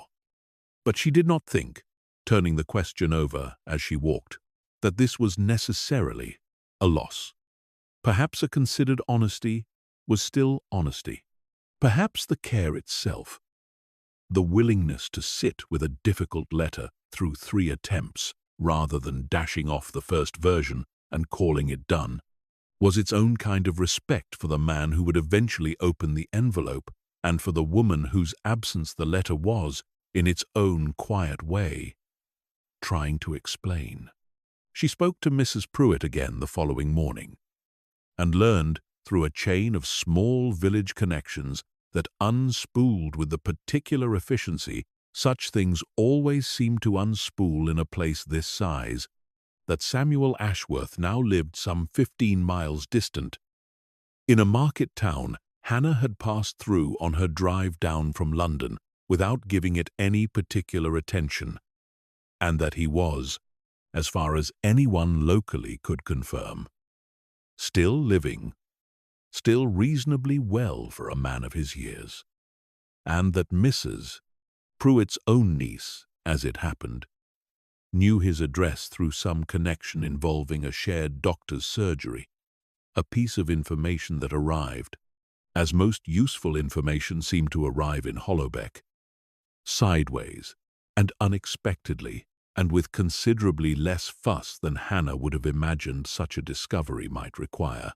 She wrote him a letter that evening, rather than simply appearing unannounced, some instinct telling her that a man of his age, carrying whatever particular grief he was carrying, deserved the small courtesy of preparation rather than the shock of a stranger arriving at his door with news he might or might not already have. She kept the letter simple. She explained who she was, Edith's niece, now keeping the bakery.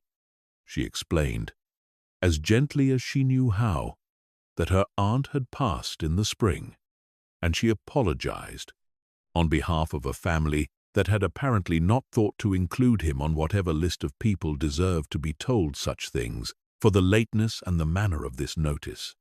And she said, at the end, that she had found his name in her aunt's ledger, in entries that made clear how much their long friendship had meant to her, and that if he ever wished to visit the shop, on a Thursday or any other day, the door would be open, and there would always be a loaf of bread and a pot of tea waiting for him, for as long as she kept the ovens lit. She did not hear back immediately, and the following Thursday passed without incident, an ordinary day of ordinary customers, and Hannah found herself, more than once during the slow hours of the afternoon, glancing toward the door each time the bell rang, with a small private hope that she recognized even as she felt it, as perhaps unrealistic, perhaps too much to expect a reply, let alone a visit, within the space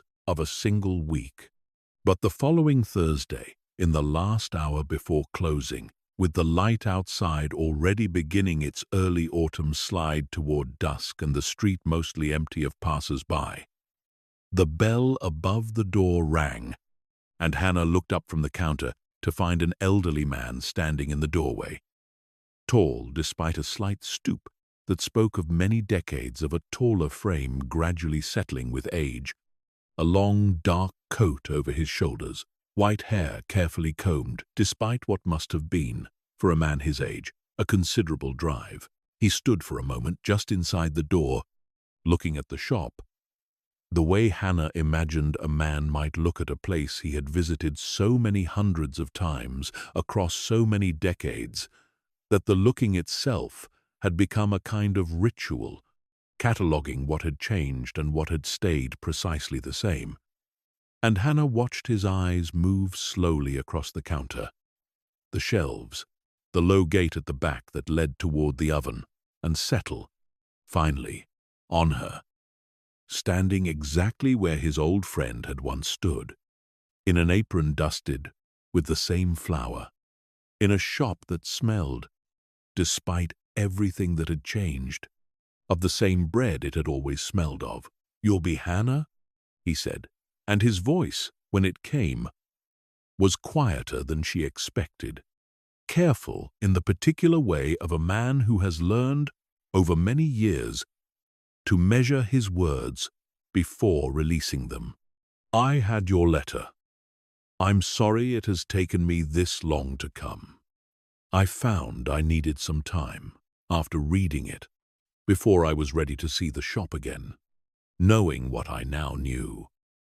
He paused, and something moved across his face that Hannah recognized, having spent weeks now reading the careful, unfinished sentences of a woman working her way toward saying difficult things as the particular effort of someone approaching a subject they have rehearsed many times in their own head and are only now, finally, attempting to say aloud. "Thank you," he said, "for writing to me. I don't know that anyone else would have thought to." Hannah came out from behind the counter, and found, without quite deciding to, that she crossed the shop and took his hand in both of hers, an unplanned gesture that seemed, in the moment, entirely necessary, a way of offering something for which she did not yet have adequate words. "I found your name in her ledger," she said. "I hope that's all right, that I read it. I wasn't looking for anything in particular at first. But once I found the first mention of you, I couldn't quite stop looking for more." Samuel smiled, a small, private smile that reminded Hannah, in a way she could not entirely explain, of Mrs. Pruitt's own careful smiles, the particular expression of people who have learned, across long lives, to hold their deepest feelings close and release them only in small, considered portions. "She always meant to tell you more about me herself. Eventually," he said, "she told me so more than once. I think she was waiting for the right moment, the way she waited for most things, patiently, without any particular urgency, trusting that the moment would arrive in its own time if she simply continued showing up for it." His smile faded slightly, something gentler and sadder moving in behind it. "I suppose that moment simply ran out before it arrived. That happens, I've found, more often than any of us like to admit. We assume we have more Thursdays than we do." He stayed for the better part of an hour, sitting on the same worn wooden stool Hannah had found behind the counter on her first day. The one worn into its shallow curve by decades of exactly this kind of sitting, and Hannah made a fresh pot of tea and cut him a slice of the seeded loaf. The recipe her aunt had perfected across 4 decades of small adjustments, and listened as he talked, slowly and carefully, about the woman he had known since they were both children running wild along the lanes outside the village, about the choice they had each made, separately and yet somehow together, when they were young, about the long years apart, and the slow, unhurried way they had found their way back to each other in age. Not as the urgent lovers they had once been, but as something else. Something Hannah suspected did not have an entirely adequate word in ordinary language. 2 people who had chosen each other's company, again and again, across decades, without needing to make any grander claim about what that choosing meant. She used to say, Samuel told her near the end of his visit, turning his teacup slowly on its saucer, that a bakery isn't really about the bread, it's about the being here.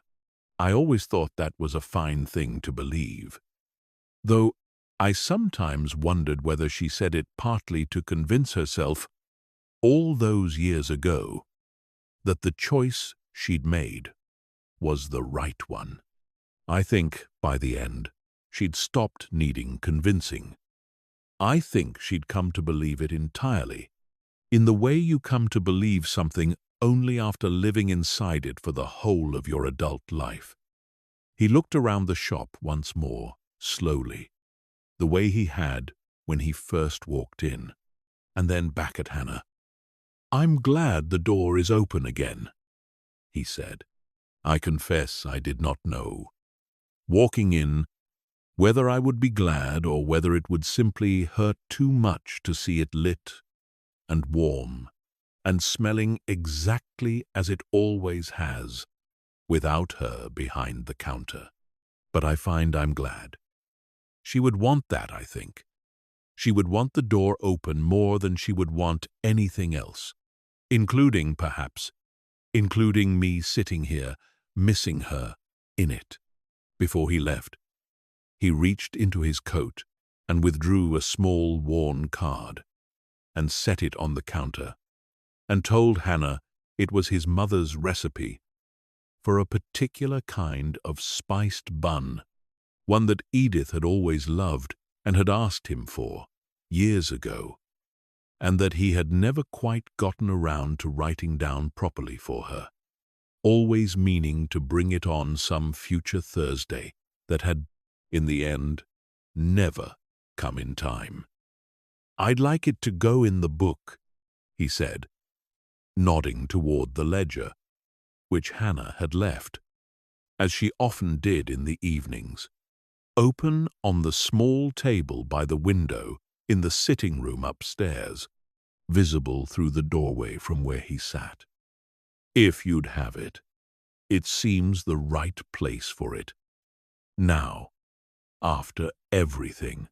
Hannah promised she would add it that very evening, and promised too that the door would be open the following Thursday, and every Thursday after that, for as long as he cared to come, and Samuel nodded, slowly, and said that he thought he might take her up on that he had, after all these years, grown rather fond of Thursdays, and did not see any particular reason to give up the habit now, simply because the face behind the counter had changed. He left as the light was fading properly into dusk, the bell ringing softly behind him, and Hannah stood for a long while at the window, watching his car pull away down the narrow high street, past the church, out toward the road that would carry him back to the market town 15 miles distant, and felt, watching him go,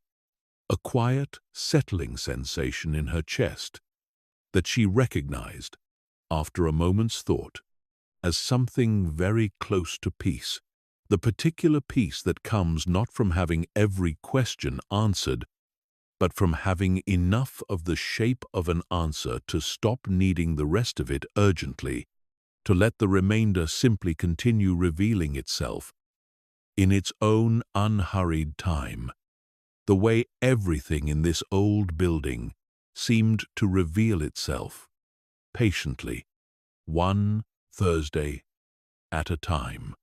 She went upstairs that evening and sat with the ledger open on her lap, Samuel's mother's recipe card set carefully beside it, and copied the recipe out in her own hand onto a fresh page.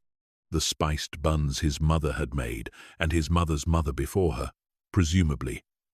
A whole other family's small, quiet history folding itself now into the accumulated history of this one, the ledger absorbing it the way it had absorbed every other edition across more than a century, without complaint, without any sense of strain, simply making room, the way the shop itself seemed to make room for whatever new thing arrived at its door. Beneath the recipe, in the margin, she wrote a small note of her own, in the same careful, still finding its feet handwriting she had used for the earlier edition about toasting the seeds. "Samuel came today," she wrote. "He is well. He will come again on Thursdays. And I am glad of it. And I think you would be glad of it too, though I suppose you already knew, better than either of us, that this was how it would eventually go. Thank you for leaving the ledger where I would find it. Thank you for leaving the door, in every sense that matters, open for me to walk back through." She closed the book and sat for a while longer in the quiet of the sitting room, the lamp burning low, the last of the autumn evening settling deep blue and then black outside the window, the garden below gone entirely to shadow. The last of the runner beans surely finished now. The first frost, she suspected, not many weeks away. She thought about the Thursday just past, and about all the Thursdays still to come, this one and the next and the one after that, stretching forward in a patient, unhurried line the way the ledger's pages stretched backward, each one adding its own small, quiet addition to the whole. She thought about her aunt, and about Samuel, and about the particular, hard-won piece of loving something patiently, without urgency, the way bread rises, The way a starter waits faithfully through the longest silence for someone to come back and begin feeding it again. She rose eventually and went to the window and looked out at the dark shape of the garden, and beyond it, faintly, the dark shape of the village itself, most of its windows already gone quiet for the night. The church spire a deeper shadow against the last thin band of grey still clinging to the western sky. Downstairs, in the cold and silent shop, the starter sat waiting in its crock, and the ledger sat closed on the small table behind her, its newest page still faintly damp with fresh ink. One more small addition to a conversation that had been going on patiently for well over a century, and would go on. She understood now with a certainty that felt entirely different from the uncertain arrivals of her first week here. For a good many years yet to come, tomorrow was Friday, and Friday meant the seeded loaf, and after that would come Saturday, and then the 2 quiet closed days that gave the week its necessary rest.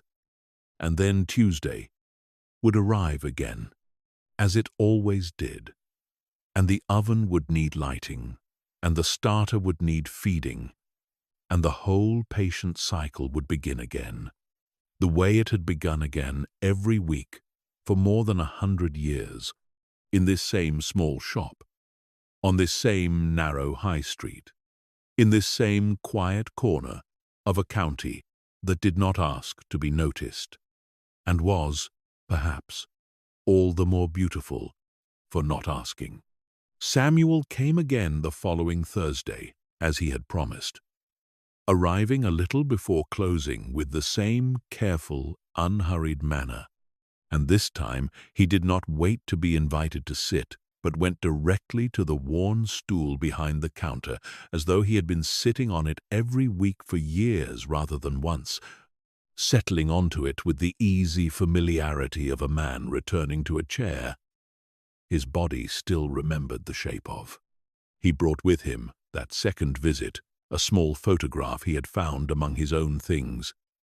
Edith at perhaps 20, standing outside the very door. Hannah now opened each morning, her hair pinned back in a style long out of fashion. Her expression caught somewhere between laughter and the effort of holding still for the camera, and Hannah studied the photograph for a long while, turning it in her hands, tracing in the young woman's face the same features she had glimpsed. Decades later, in the photograph on the mantel upstairs, herself at 11 or 12, covered in flour, grinning without reservation, she asked if she might keep a copy. And Samuel said of course, and told her he had several, and that he thought Edith would have liked knowing the 2 photographs might someday sit side by side.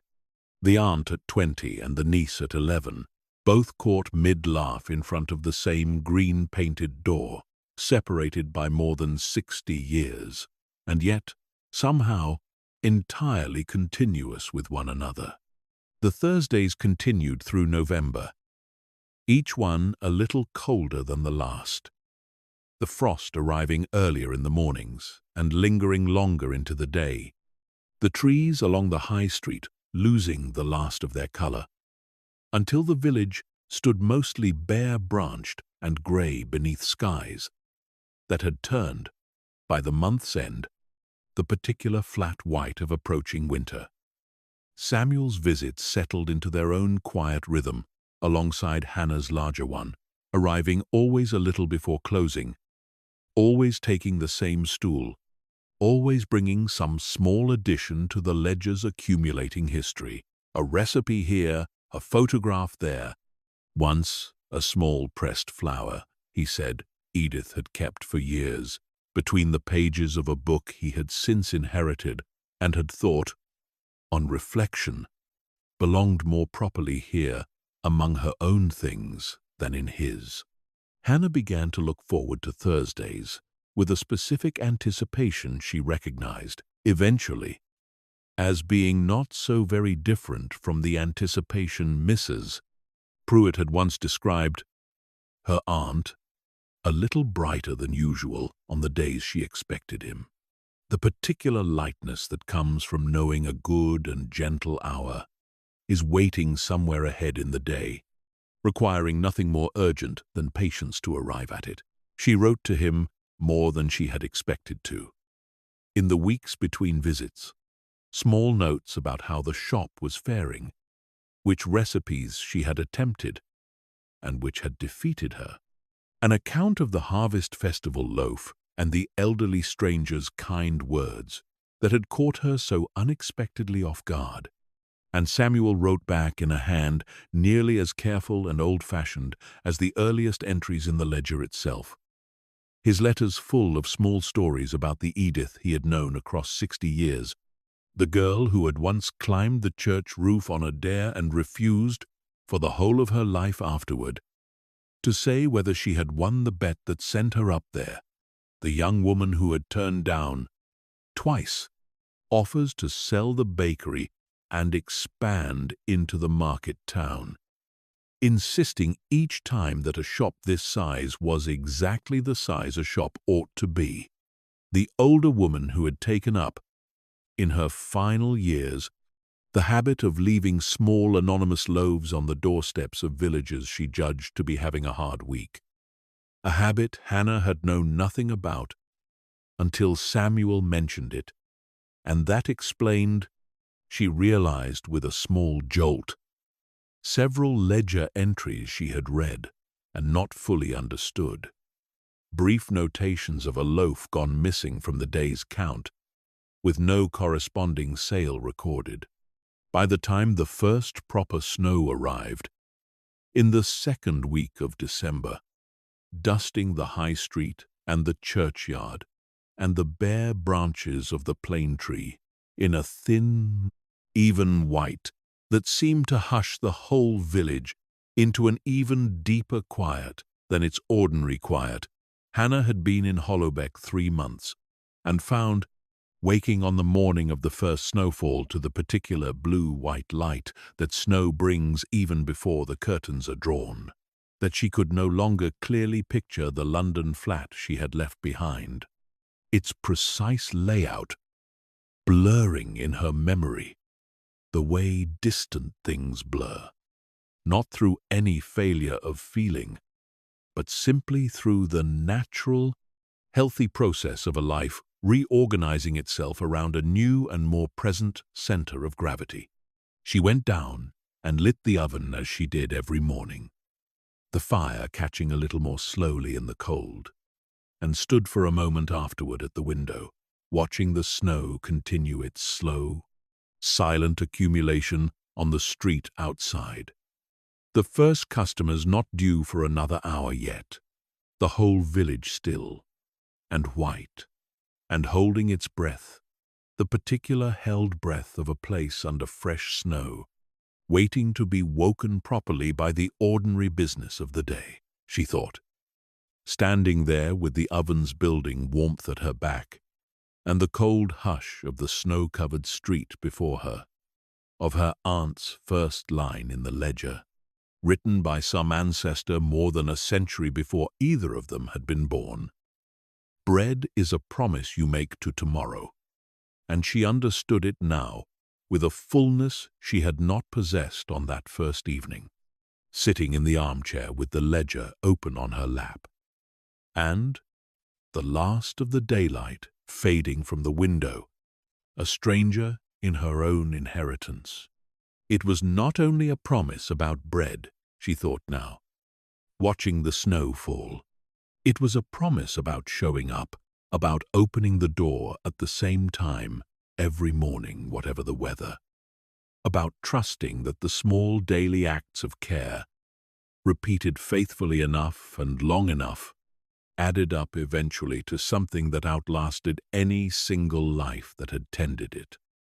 A promise renewed every morning by whoever happened, at that particular moment in the long unfolding history of the place, to be standing behind the counter, The bell above the door rang for the first customer of the snowy morning not long after, and Hannah looked up to find Mrs. Pruitt stepping carefully through the doorway, snow dusting the shoulders of her wool coat, stamping her boots on the mat with the brisk efficiency of a woman who had weathered a great many winters and had no particular patience for making a fuss about one more. She looked at Hannah, and at the fresh loaves already cooling on the rack, and at the fire glowing warm and steady through the low gate at the back of the shop. And something in her expression, some small private satisfaction Hannah had learned to recognize over the preceding months, settled into place. "Seeded loaf," Mrs. Pruitt said, "if you've got one ready, and I'll take a moment by the fire if you don't mind the company. It's bitter out there this morning." She settled herself into the second chair Hannah had recently added near the oven's warmth, a small addition to the shop that Fern had suggested weeks earlier, and that had, since its arrival, become something of a fixture, the regulars taking turns warming themselves there on cold mornings while they waited for their bread. The shop slowly accumulating. In this small way, and a dozen others, its own new layer of history to sit alongside the old. Hannah wrapped the loaf and set it on the counter, and made a pot of tea besides.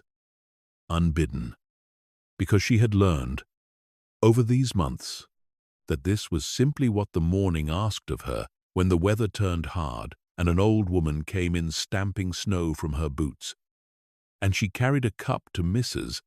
Pruitt by the fire and sat for a moment herself on the second stool, the shop quiet around them, the snow still falling steadily past the clean glass of the front window, the oven's warmth spreading slowly outward to fill the whole small space, with the particular deep comfort of a fire tended well on a cold morning.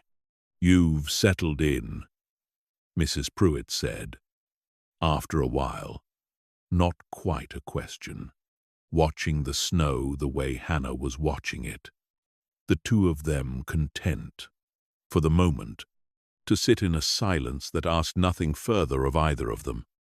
"I did wonder, that first morning, whether you would. You had the look of someone who hadn't yet decided, standing there with flour on your hands and no idea, I think, what you'd got yourself into." "I hadn't," Hannah admitted. "I'm not sure I've entirely decided, even now, if decided is the right word for it. It feels less like a decision and more like something that simply happened the longer I stayed." Mrs. Pruitt nodded slowly, turning her teacup in her hands, and looked at Hannah with something warmer than her usual dry economy allowed, something that Hannah understood, without needing it spoken aloud, to be a kind of welcome, offered late, but offered fully. "That's how the good things happen, in my experience," she said. "The ones worth keeping, not chosen all at once in a single grand moment, but arrived at slowly, morning after morning, until one day you look up and find you're simply here, and have been for some time, and can't quite remember deciding to be." She looked around the shop once more, at the fresh bread, the warm fire, the snow settling soft and white against the window glass, and then back at Hannah, and smiled her small, private smile. "Your aunt would be glad," she said. "I think she'd say the shop looks exactly as it ought to look. I think she'd say you've done it justice." They sat a while longer in the warm quiet of the shop, the snow falling steadily outside. The first ordinary customers of the day not yet arrived, the whole village still wrapped in the hushed, patient stillness that only a fresh snowfall brings. And Hannah felt, sitting there with a cup of tea cooling in her hands and the smell of fresh bread filling the small warm room around her, a settledness she had not known she was capable of feeling. Not the frantic, temporary satisfaction of a completed task from her old life, but something slower and deeper and considerably more durable, the particular contentment of a person who has found, after a great deal of searching she had not entirely known she was doing, precisely the place she was meant to be standing. Outside, the snow went on falling, softening the edges of the church spire and the bare branches of the plane tree and the crooked sign that still, after all these months and all the years before them, read simply Reed's Bakers. And beneath the counter, the oven held its steady warmth, and upstairs the ledger sat closed on its small table by the window, its pages full now of more than a century of hands and recipes and small, quiet observations, waiting, patient as everything else in this old building, for whatever the next morning might bring, and the one after that, and all the mornings still to come, each one its own small promise, renewed and kept. The way bread had always been a promise made to tomorrow, and tomorrow, faithfully, had always come. Hannah finished her tea and rose, eventually, to open the shop properly for the day, and the village slowly woke around her, footsteps softened by the snow, voices carrying gently through the cold, clear air, the ordinary business of an ordinary morning, beginning again exactly as it had begun the morning before and would begin the morning after. That night, once the shop was closed and swept and the fire banked low for the evening, she climbed the narrow stairs in the dark, tired in the deep, satisfied way that only a full day of honest work can leave a person, and lay down beneath the same faded quilt her aunt had lain beneath for so many thousands of nights before her, and listened to the snow settling soft and silent over the sleeping village, the church spire and the bare trees and the crooked painted sign, all wrapped now in the same gentle white hush, and closed her eyes and let the whole quiet weight of the day settle out of her at last, and slept.